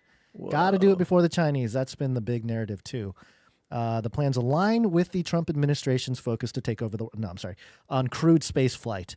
The White House has proposed a budget that would increase human space flight funds for 2026, even as it advocates for major slashes to other programs, including a nearly 50% cut for science missions. Interesting. We're done with the science. We're done surveilling what's out there. It's time to conquer, baby. I think that's a great point. Yeah, it's the science mission, of course. The Church of Scientism. We must learn. That time's over, baby. Time to deploy. We don't need the science. We got the devices. Send them up there. Let's go. So they want to launch this whole thing and let's see, a 100 kilowatt nuclear reactor to launch by 2030. They want to have a nuclear reactor on the moon by 2030. Basil, we are living in a cuckoo world, man. You got to be kidding me. We're going to have a nuclear reactor on the moon. Who would have thought? Nukes on the moon. Yeah. NASA previously funded research into a 40 kilowatt reactor for use on the moon, with plans to have reactor ready for launch by early 2030s. The first country to have a reactor could, quote, declare a keep-out zone, which would significantly inhibit the United States. The directive states, of course, a sign of the agency's concern about a joint project China and Russia have launched. The directive also orders NASA to designate a leader for the effort and to get industry input within 60 days. The agency is seeking companies able to launch a reactor by 2030, since that's around the time China intends to land its first astronaut on the moon. The nuclear initiatives mean that NASA will continue to have a hand in nuclear development even after the Pentagon's recent cancellation of a joint program on nuclear-powered rocket engines. Quote, while the budget did not prioritize nuclear propulsion, that wasn't because nuclear propulsion is seen as a non-worthy technology, the NASA official said. The space station directive aims to replace the aging, leaky international space station with commercially run ones by changing how the agency awards contracts. Commercially run international space stations, Basil. Yeah, they're going to lease it. They're going to lease it from Airbnb. Where should we go for what Airbnb should we do? How about the space station that looks over the horizon there? NASA plans to award at least 2 companies contracts within 6 months. There you go. Everyone's on it. Otherwise, only China would have a permanently crewed space station in orbit. Several companies have risen to meet the space station demand, including Axiom Space, Vast, and Blue Origin. Bezos is on it. Or no, yeah, that's Bezos. But lawmakers have expressed concern in recent months that the agency is not moving fast enough to give them the funds they need. Move faster. Build the nuclear reactors on the moon faster, everybody. Speed it up. Faster. Lock in. They're kind of taking the Elon route there. They are. Yeah. Go fast. That's the whole Silicon Valley method, right? You just build it as fast as possible, and then deal with the issues as they pop up there later. Yeah. Well, it's all happening, folks. There we All go. happening. Some big things. We don't have to sit and talk about Tucker Carlson and Candace Owens beefing with Nick Fuentes. I will tell you what, that's all any other shows are talking about today. I've been looking through it. But I think, quantum off-world financial quantum computers, pretty exciting, and nuclear reactors on the moon. I mean, if that's not what's important, I don't know what is. And J.D. Vance into UFOs. Is J.D. Vance going to fly a UFO to the moon to check out the nuclear reactors up there? Oh, he's already on that. Yeah, that's a secret. That's his pet project. That's why he, called off the legislative session, because he's got to get in his rocket while the weather's still good.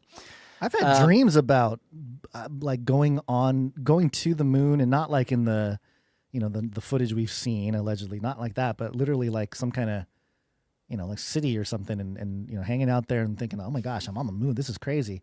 And I think I was watching way too much Twilight Zone at the time, and I had weird dreams. But You've got such a beautiful mind, Gons. Kind of like some beautiful producers we have. I want to start out with a knighting, Gons, because we have a knighting. For those who are new, you might be wondering, what are all these executive producers? Sir LX Protocol, Baron of the Brain Protocol, Sir Marty, Knight of the Base, Sir Sentinel. There's a lot of sirs going on here. Well, it's because they are members of the Canary Cry Roundtable of Knights and Dames, and you can be too. We are on the value for value model, which means we're not taking any money from corporations, these cartels, which is good, because we're not going to knight or dame a corporation. We can't do it. We don't take any money that is all mixed up with the mind control. Hello, MK Ultra. What's his name? Edward Bernays, advertising, propaganda, mammon worshiping, awful economy ecosystem of this world, which seeks to turn your brain, your attention, your time into basically farming commodities to be bought and sold for personal gain. Nope, we're on the value for value model, which means y'all are the ones who are responsible for this show existing. Okay, it's your fault. If you don't like that it exists, you can only blame yourselves. And it's very simple. If you get any value from the show, you put value back in with your time, your talent, or your treasure. Lots of ways to do it. But the knights and dames of the Canary Cry Roundtable of Knights and Dames are those who have produced the show all at once or over many years in the amount of $1,000 or more. And so we want to give them a place of honor. Here at the Roundtable. And that's what we're going to do now. It's been a while since we've had a knighting or a daming. And today we are going to be knighting or daming an anonymous producer. Ooh. This anonymous producer wishes to be known as anonymous until they take their knight or dame name. And so I think we should just get right to it. What do you say, guys? Okay, so we're not even revealing who or what we're just doing? Not even revealing. Oh, yes. That's intense. A producer intense. who's really learned the lessons of the Basil lifestyle and is keeping it anonymous here. Okay, are you going to bring your sword here? Yeah, to I make got this it. happen? Let me grab Okay. it here. Here it is. All right, I got my katana. It's up on the wall over here. Let's grab it. We would like to call up Anonymous. Please step forward to the Canary Cry Roundtable of Knights and Dames, where we have a seat for you. Thanks to your generous support in the amount of $1,000 or more, we are proud to pronounce you Dame Frog. Please join us at the Canary Cry Roundtable, where we have the belt of truthful truthiness, the breastplate of righteous righteousness, custom fit Birkenstocks to carry forth the gospel of peace, the shield of ferocious faith, the helmet of substantiating salvation, the supernatural sword of the spirit, and of course, adorable samurai babies, infinitely cute kitties for cuddling. And if you're hungry, we have fancy feast, wet food, carved Cosmo, the crisper cow, and of course, fried wormicorns. Welcome with me, everyone, Dame Frog, to the Canary Cry Roundtable of Knights and Dames. Woo! And the crowd goes wild. Woo! Incredible. Thank you very much, Dame Frog, and thank you for being very clear about your intentions to stay anonymous. I love clear instructions, so God bless you, Dame Frog. Frog. How do you spell this? Frogge. Okay, and that's it. That's their whole name. That's the name. They're welcome to add anything that they would like, but that is what they sent in, and that is what they get. Keeping it simple. I kind of like the simplicity. I like it too. I think it's better. You know. Yeah, it might be Plus, better. you know, when we're going through, we often don't include the full name, which sometimes can get quite long, which are also very fun. But Dame Frog, episode 864, you will be remembered. Thank you very much. And with that, Gons, I think we got to thank the rest of our producers. I want to take a second and thank more specifically our executive producers who came in, made the show possible. So why don't you hit that? I will thank them. I think everybody is coming in on the nice round number. You know, so this is part of the experiment for August, folks. So please bear with us. We are tinkering around with exactly how to make sure that producers are honored in a proper way, and but also make the show as good as it possibly can be.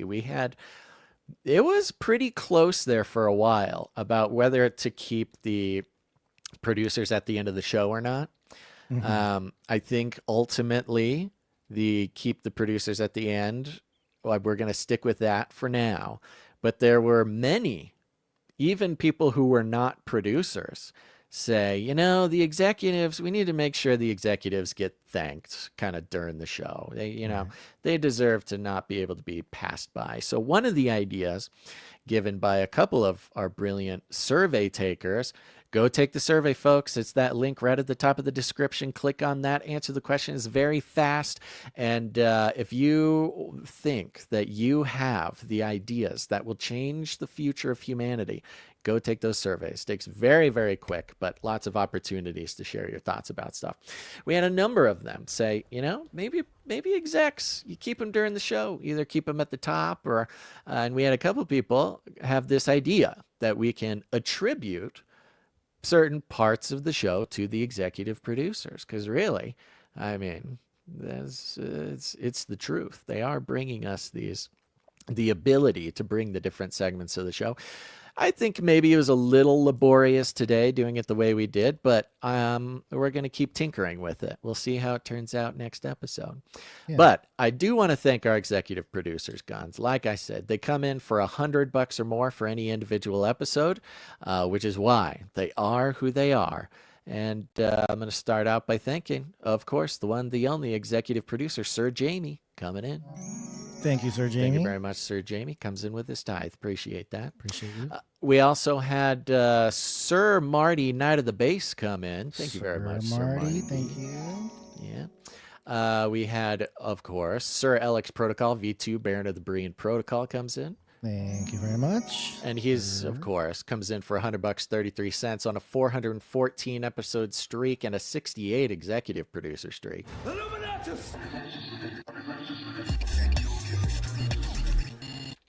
Sir Sentinel comes in, and he comes in with a note. He says, this is the bonus from the Sentinel Challenge. Good job, Canarium. So thank you very much. Those who responded to the Sir Sentinel Challenge, produced the show, got demooched, and made their voice heard about producership segment. Sir Sentinel came in, matched him, followed up on his promise. We appreciate it, Sir Sentinel. And it really does make a big difference when producers like Sir Sentinel, who is I believe, one of the, if not the originator of the challenge, the gauntlet getting thrown down. He is Sir Sentinel, the Challenge Knight. That is his That's name. right. Yeah. He invented the producer challenges. Yeah. So thank you very much. There you go. And not to be forgotten, in fact, indeed to be remembered, we have a follow-up following in the footsteps of Sir Sentinel, the Challenge Knight, and that is executive producer Amber J. Amber J. And Amber J comes in. Amber J time. And let me read Amber J's note. Okay. Hi, Basil and Gons. I would like to match any monthly producership that comes in over the next month up to $200. Whoa. The hope is that anyone who signs up for a monthly producership would commit to 12 full months of producing. It could be any amount, $1 all the way to $100, whatever people feel led to give, and I will match it for 12 months. Also, wow. I might be one of the few people who prefer the producer segment in the middle of the show. It's way too easy to skip when it's at the end, and I like listening to it, but I'll listen to the show either way. P.S. This was not written by AI. I genuinely use M dashes, which she does include. And I will say this. I also, before the AI thing, would use M dashes. But there's a difference between AI M dashes and human M dashes. Mm-hmm. When humans use M dashes, what they do is they just press the hyphen. Right. It's easy, hyphen.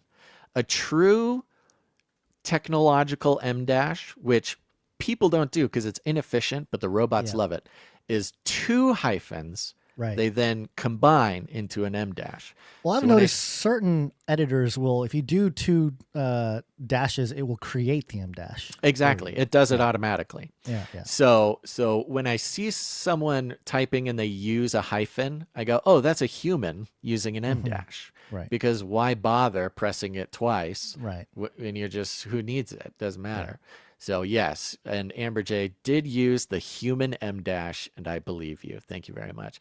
So there we go. We got the Amber J Producership Challenge, and if you didn't know, here's the thing. If you go over to canarycry.support and you sign up for any monthly producership, you choose it. And this is how the value for value model works, folks.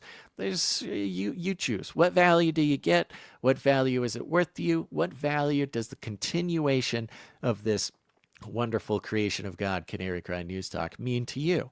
And like Amber J said, for this whole month, those who come in, join as a monthly producer for any amount, Amber J will match up to $200 for 12 full months, which I think is incredibly generous. That's amazing.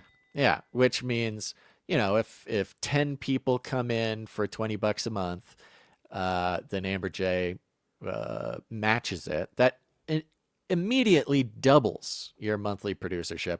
Very generous, very exciting. Thank you, Amber J. So the Amber J producership challenge is going on this month. If you've been wondering if it's a good time to, and look, the monthly producers, God bless all of our monthly producers. Oops, sorry.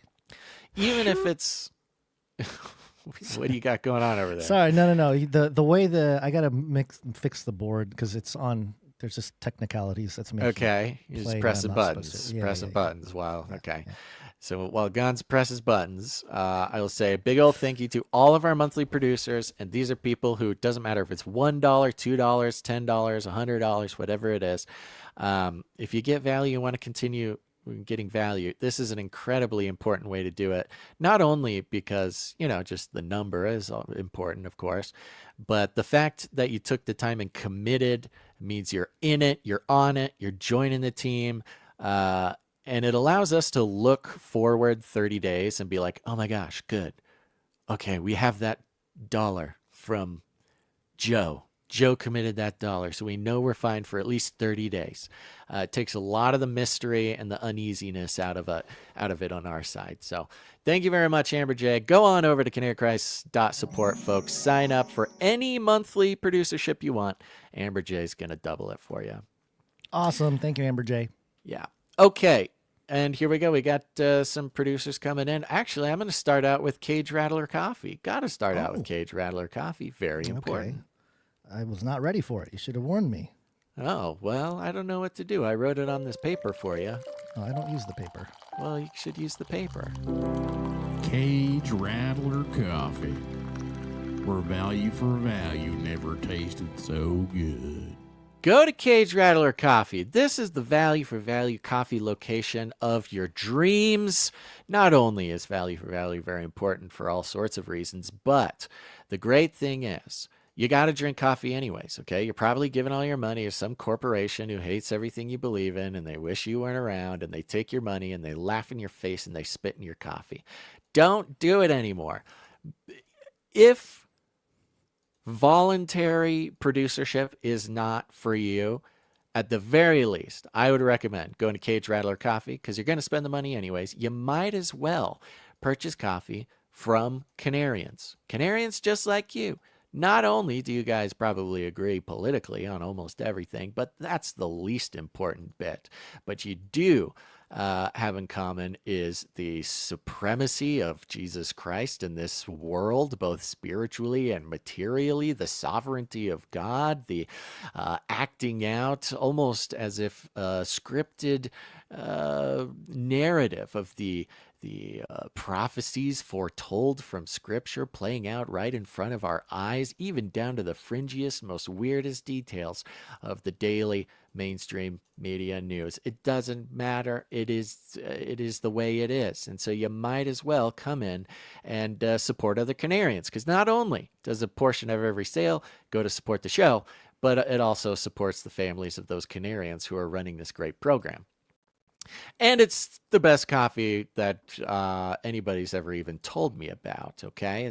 I've never heard somebody or anybody or a collection of people continue to rant and rave about the quality of this coffee. It's roasted by a Canarian, super small batches, straight for you, goes in the bag, goes in the mail, and it's wonderful. We got beans coming from all over the place. I think there's Nicaraguan beans, we got Peruvian, we got the Congo, we got the Honduras beans. I think there were some new ones that were coming up.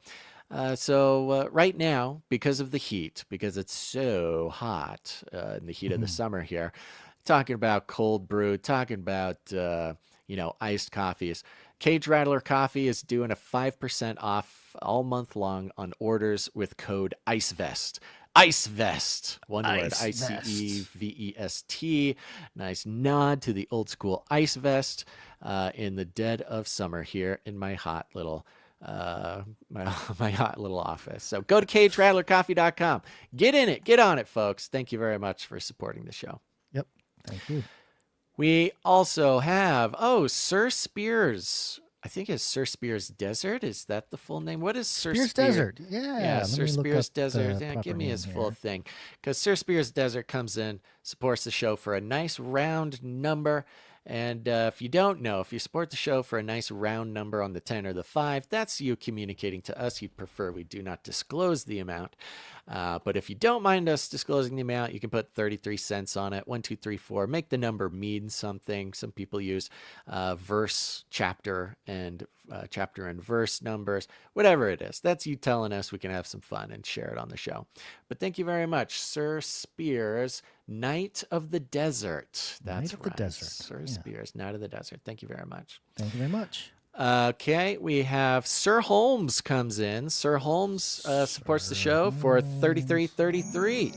33.33. Where's my 33? Nope, wrong 33 jingle. What got moved around here? What is going on? Apparently everything. Apparently the whole thing. Sorry, I'm losing my touch. There you go. Sir Holmes comes in for 33.33. He's on a 4-episode streak. He's keeping that streak going. Thank you, Sir Holmes.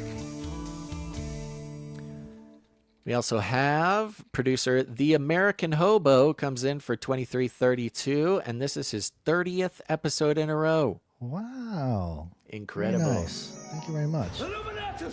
30th. Yeah, we got producer Guy L. Producer Guy comes in for 11.11. Guy L, thank you very much. 11.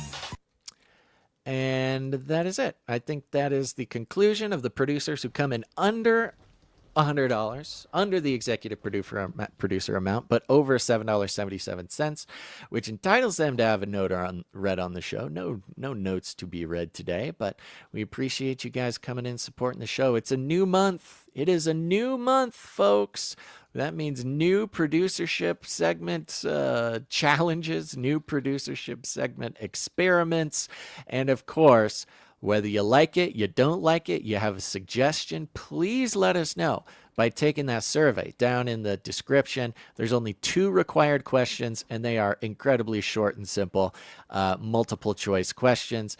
And if you didn't produce the show, especially if you didn't produce the show with your time, your talent, your treasure, you should, you should, and I would go take that survey real quick, because every person who takes the survey on every survey, it all goes to making the show better. If there's something you're unhappy about, go tell us there, because that's the only way it's going to do anything. What's the longest survey streak so far? You don't have to tell me who it is. But I don't have it up right now, but there are people who have taken every single one.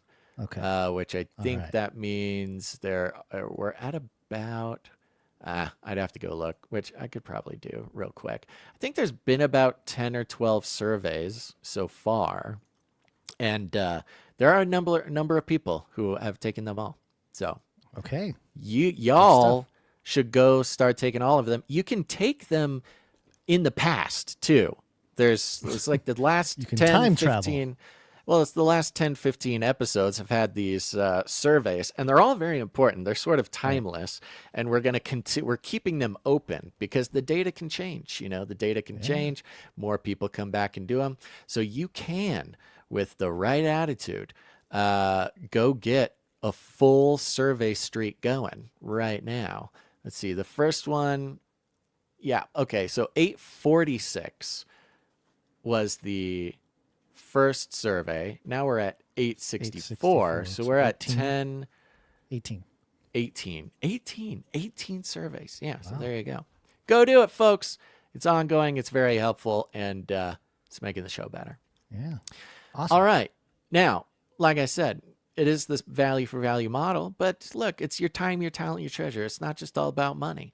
Do we have anybody send in any art or jingles or talented things for the show? I think so. We do have, let me just double check here. We have something that was sent in by Caleb, and Caleb sent in with was there a note? A Trump 666 quote is what it's labeled.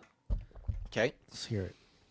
We achieved more in 6 months than almost any administration could accomplish in 8 years, and we're going to have a lot of good 6 months left. We're going to have a 6 and another 6 and another 6, so we'll keep going.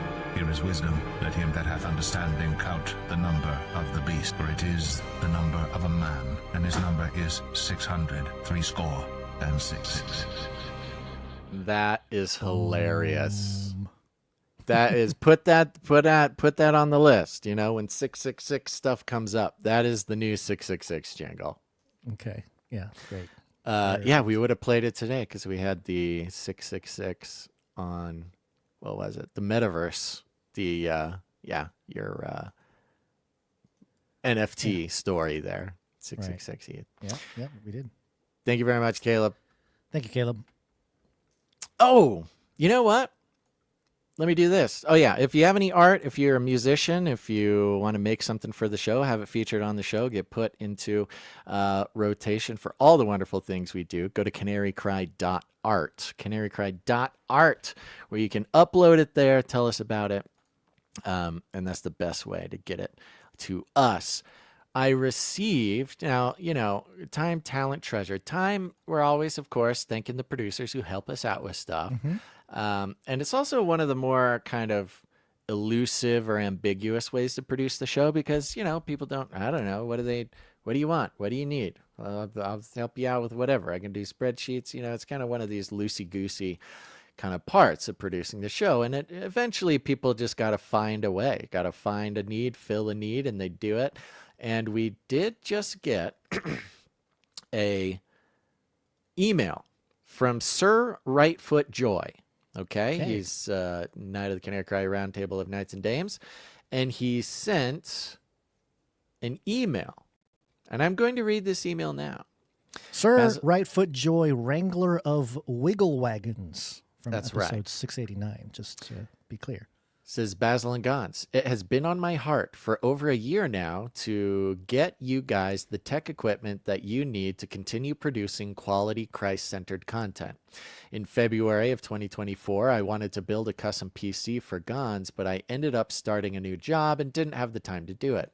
I still don't have a lot of free time, but I'm willing to give up what little time I do have to establish a Canary Cry tech team.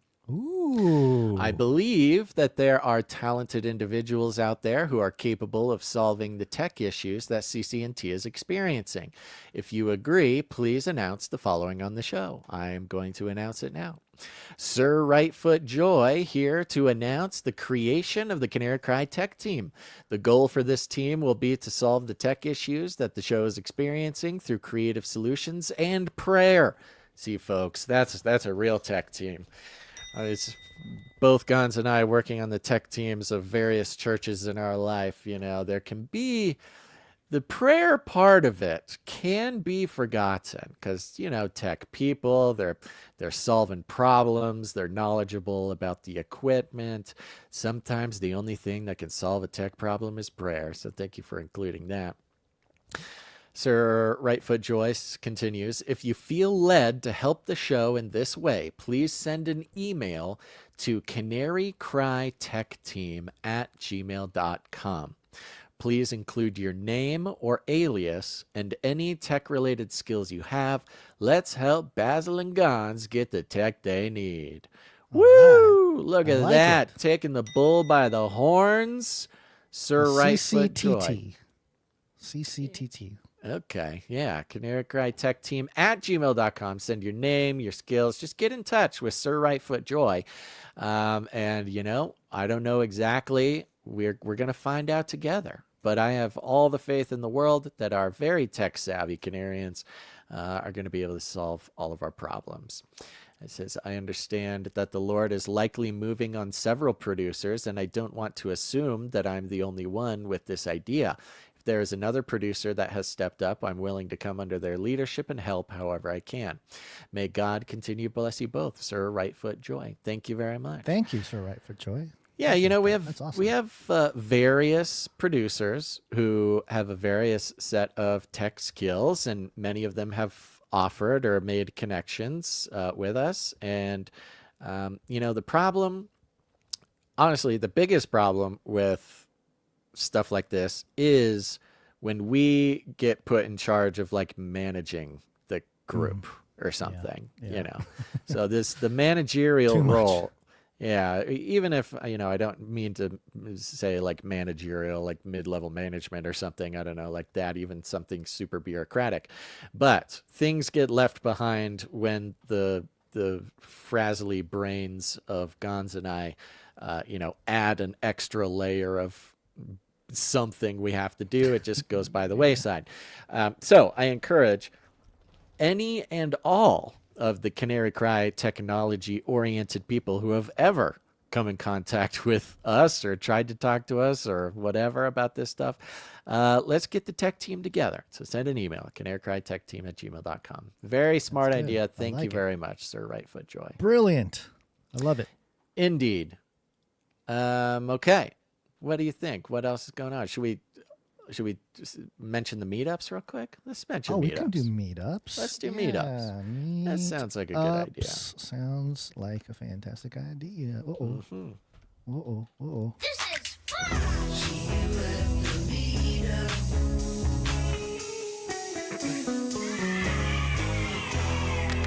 That's right. The meetups are very important. People crave the meetups. People talk about the meetups all the time. There's meetups going on around the world. And if there's not one going on near you, just put it on yourself. Don't be scared. It's easy. You know that I know that there are Canarians around you. If you're within striking distance of a mid-level American, metropolitan area, there are definitely Canarians around you. And meeting them in person, making friends, connecting in real life, all, this internet stuff, it's just a fad. It's going away. You got to connect in person. And the meetups are a great way to do it. People make friends. We've got people who have gotten married because they met at the meetups, this kind of stuff. So if you're single, go to these meetups. Go to canarycrymeetups.com. You'll see we've got some meetups planned for August. We've got August 24th in Kansas City area. Sunday, August 24th. Canary Cry meetup at Cardboard Corner Cafe at 2 p.m., Texas Roadhouse at 4. You can get in contact with Sir Casey the Shield Knight and the Lady Shield Knight at casey009@hotmail.com. And if you want to get Hotmail, they're real OGs if they still have a Hotmail address. I know. That's how you know it's legit. That is you could not fake a Hotmail account like that. So Sir Casey, the one who has the longest lasting producer streak in the history of the show. It's just like approaching 600 episodes of producing. That's the one. He's the one. So get in contact, casey009@hotmail.com, or just show up at Cardboard Corner Cafe at 2 p.m. on August 24th. We also have the Chicagoland meetup, August 31st. That'll be at Portillo and Barnelli's at 12 p.m. August 31st in Chicagoland. You can email americancanary@protonmail.com for more details on that meetup. Again, you don't have to get in contact. It's nice to get in contact. You can also just show up, but you got to make friends, folks. Chicagoland Canarians, Illinois Canarians, American Canary @protonmail.com. And of course, on August 30th, this is Labor Day weekend, we've got the Dallas, Texas area meetup in Garland, Texas. It's the conspiracy-themed party with games, activities, discussions, and ideas are welcome. Saturday, August 30th, Garland, Texas. Contact truthtransistorradio@gmail.com. There's also a phone number on there. Go to canarycrymeetups.com to get that phone number. Love it. Good. I was thinking I should put together just a quick little form, because I notice what keeps a lot of people from putting on a meetup is they don't know what to do. They just don't know what to do. Yeah, a little form would be good just to create something. Yeah. Yeah, because I'm constantly getting people. People are texting me all the time going, I want to put on a meetup. I want to put on the meetup. And I'm saying, good. Put on the meetup. Tell me when it is. Tell me when it is, where it is. I will tell the people. But then, I don't know. Maybe it's just kind of a little bit too loosey-goosey for people to really lock in and execute. So I'll figure out a form. But I'm telling you now, if you want to put on a meetup, people will come. Just pick a time, pick a place, email us at canarycryradio@gmail.com. Tell me all those details. And then I'll put it on the website and we'll tell people about it. You can also text the word meetups, one word with an S, meetups, to 877-740-3226. Because it's the beginning of this month, I am about to start sending out texts to that list. I have not sent anything out yet, but I'm doing it now because we got meetups this month. So text the word meetups to 877-740-3226. Okay. What else? What else is going on? We got so many fun things going on, Gons. So I don't want to forget anything. I am wondering if you are going to Burning Man this year because it's coming up in great question. 1, 2, 3 weeks. I think that's pretty close. Is it that soon? Oh, I think so. gosh. According to the calendar, it's Burning Man week on the week of the 24th. Okay. So if you're new to the show, burningmanresearch.com. Go to burningmanresearch.com. You might have just heard, are you going to Burning Man? And you're like, what the heck are these guys doing? Why would this crazy googly-eyed man go to Burning Man? This is a long-standing area of work for us. I'm actually very proud of this aspect of our career because this research has given us insight into the whole world, the elite infrastructures, the social engineering, everything that you cannot get the insight without doing what we do there. We teamed up many years ago with author, scholar, very smart Canadian man, Carl Tykrib. He's the author of Game of Gods. He is sort of a foundational academic talking about the age of reenchantment and the sort of Canary Cry ethos here.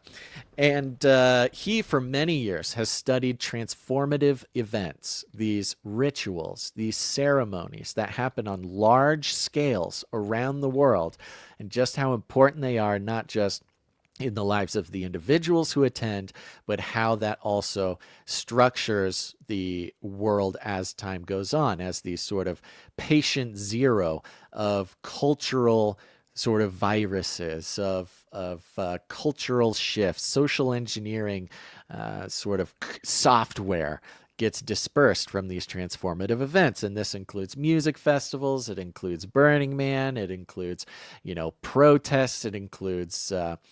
he also goes to the, I always forget the exact word of it, but it's I forget what it's called. A big global, he goes to these globalist events, specifically these globalist events geared around, the elites that want to guide the religious lives of masses of people. Right. The sort of interfaith, international, WEF, United Nations, World Religions Conferences, stuff like this.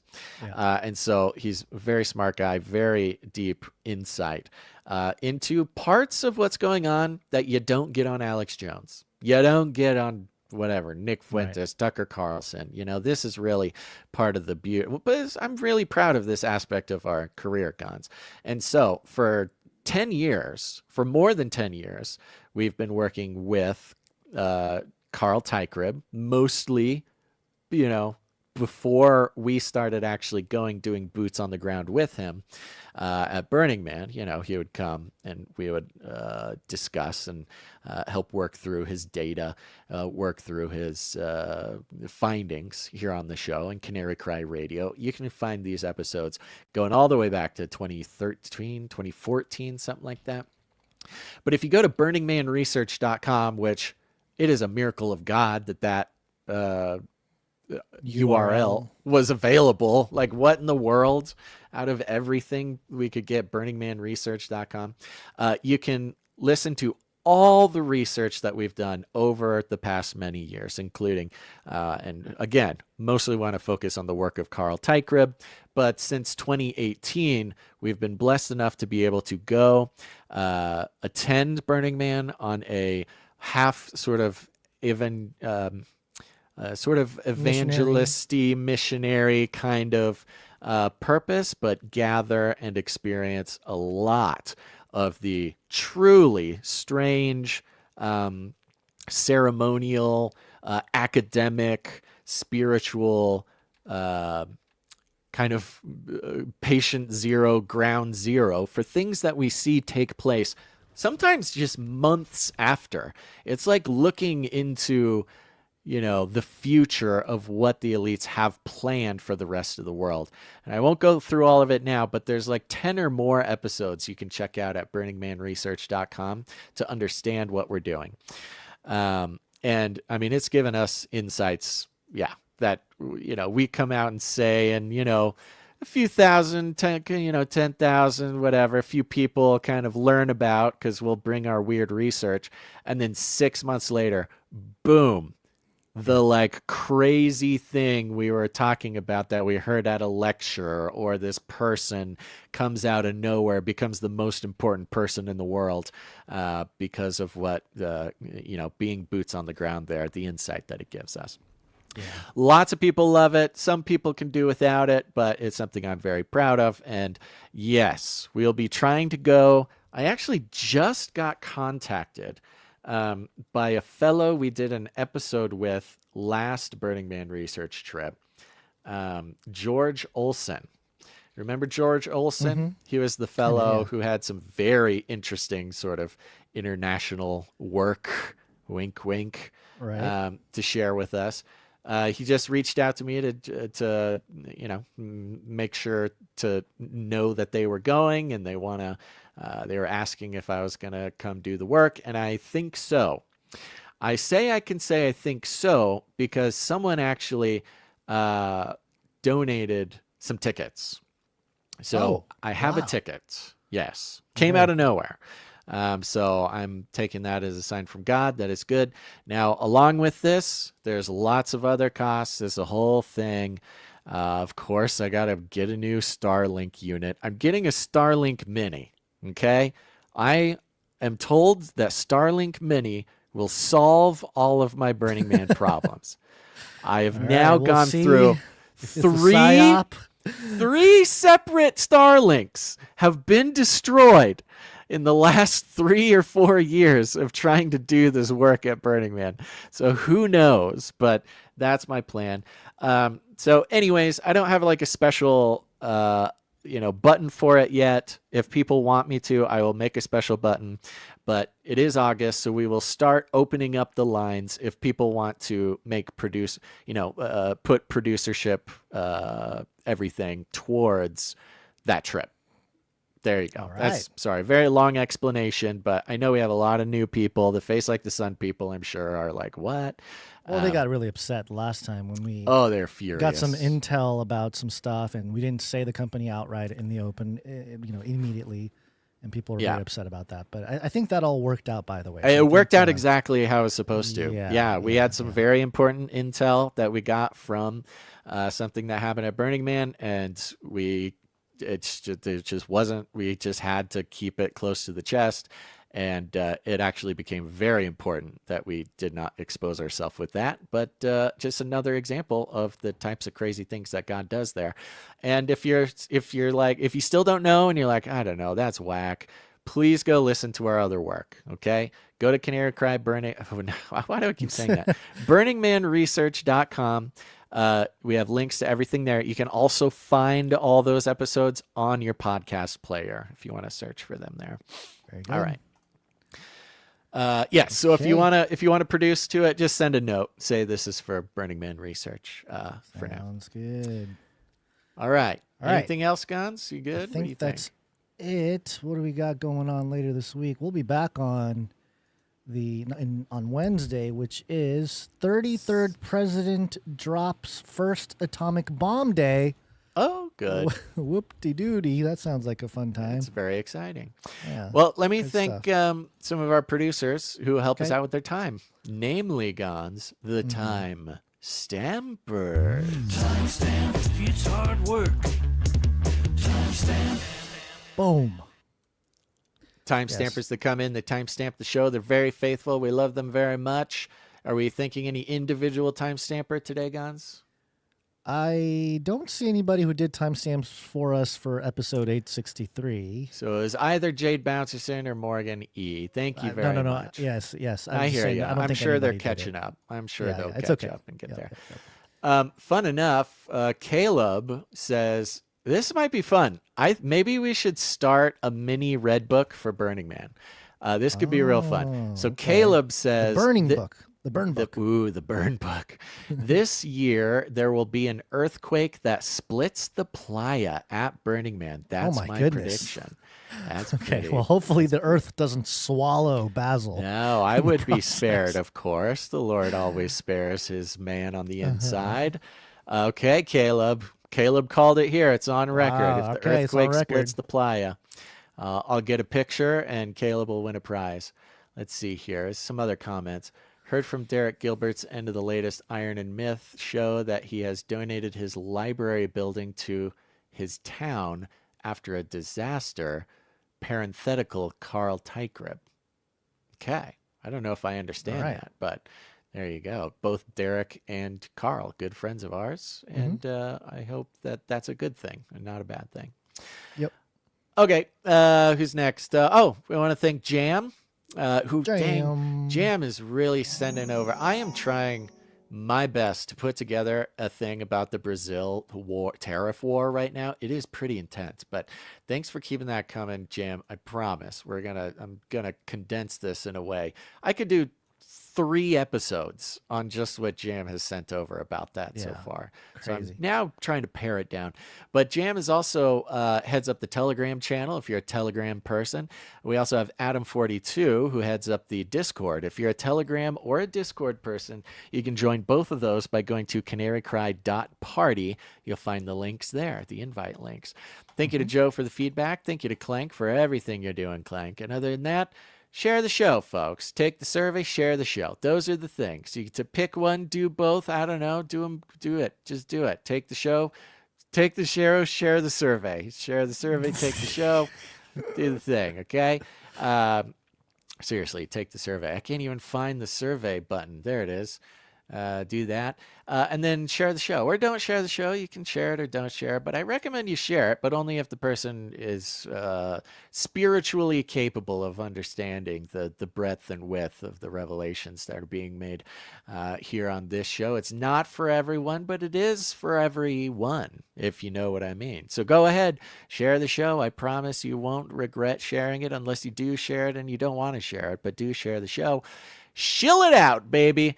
We call it rattling cages. All you got to do is walk right up to him, grab him by the cage, and then you shake it. The end of the world occurred pretty much as we had predicted. I want to shake things up, stir up some controversy, rattle a few cages. Hey, stop that! Don't ever silence me. I'm the last angry man, a crusader for the little guy.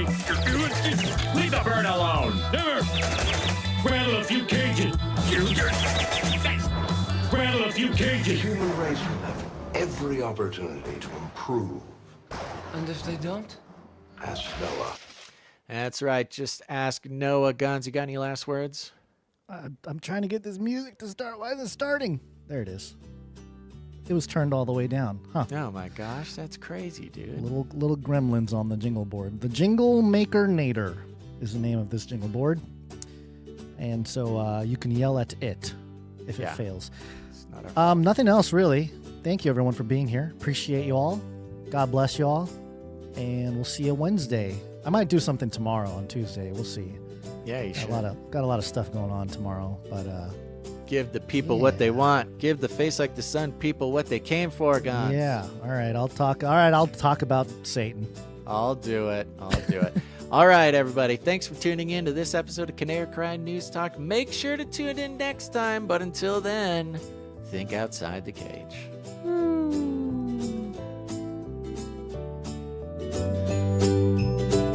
not come back, you Nazi psychopaths!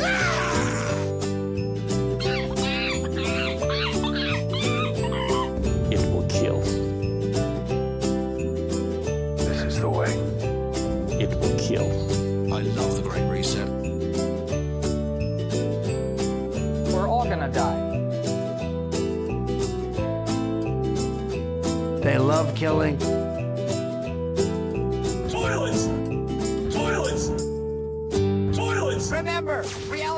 illusion. The universe is a hologram. Buy gold. Buy!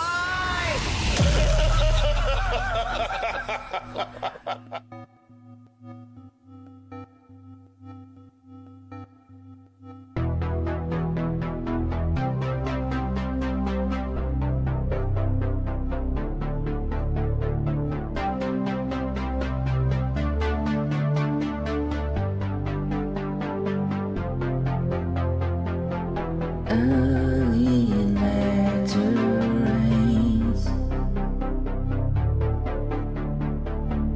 This is the patience of the saints. He that leadeth into captivity shall go into. He that killeth with the sword must be killed with a sword.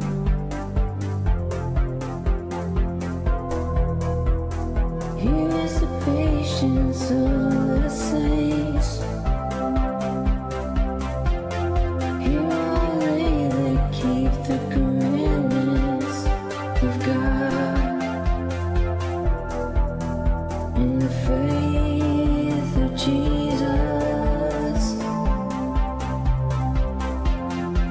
in the faith of Jesus.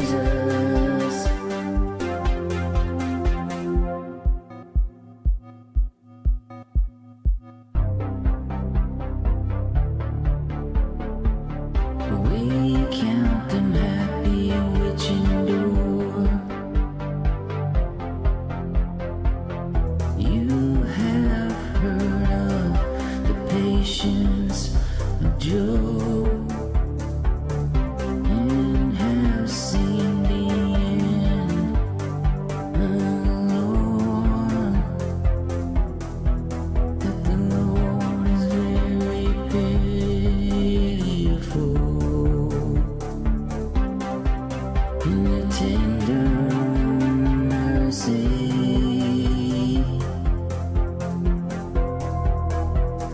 Here is the patience of the saints. Here are they that keep the commandments of God. In the faith of Jesus. In the faith of Jesus.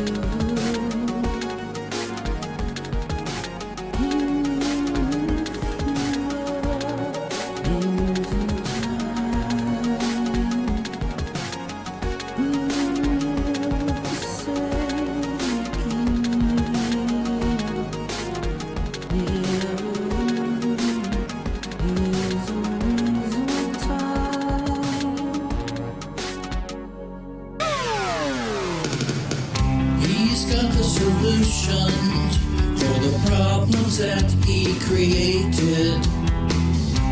So step right up for the Great Reset. For the Great Reset. Hiding in the shadows, he's always behind the scenes. He's pulling on the purse string, he's got control of everything. He's got the solutions to the problems that he created. So step right up for the Great Reset. For the Great Reset.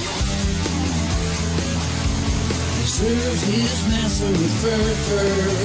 He's a Luciferian. He's bound up and determined to bring us to an end. It's the final solution. Destroy the human race. So walk right up to the Great Reset. To the Great Reset.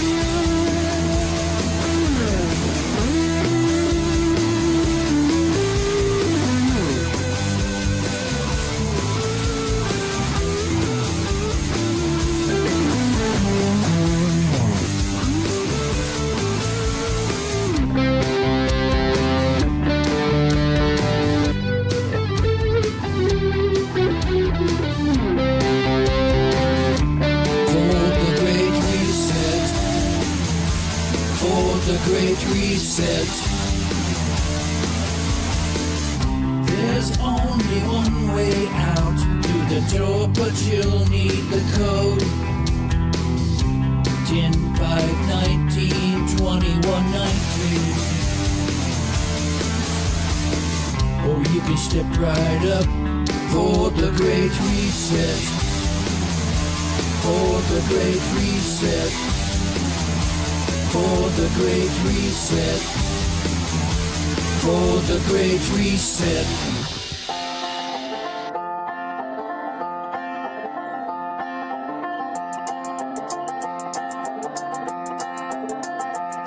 When the news of the day gets to feeling like a maze, it's okay, don't be afraid if you don't know what to say. Canary, cry waits. When your brain's in a haze and a headline days, come on, ahead my way, I can help you out the cage. Canary, cry waits. Canary, cry waits. Oh, canary. Changing every day, each and every way you turn, there's another thing to learn. Reading in between the lines, thanking Jesus for our lives, and nice to see his glory shining like the sun. Run the race until it's done. Come on, everyone. Canary, cry ways. Oh, canary, cry ways. When your brain's in a haze and a headline days, come on, ahead my way, I can help you out the cage. Canary, cry ways. Value for value. We take no money from corporations, commies, or cartels. Canary cry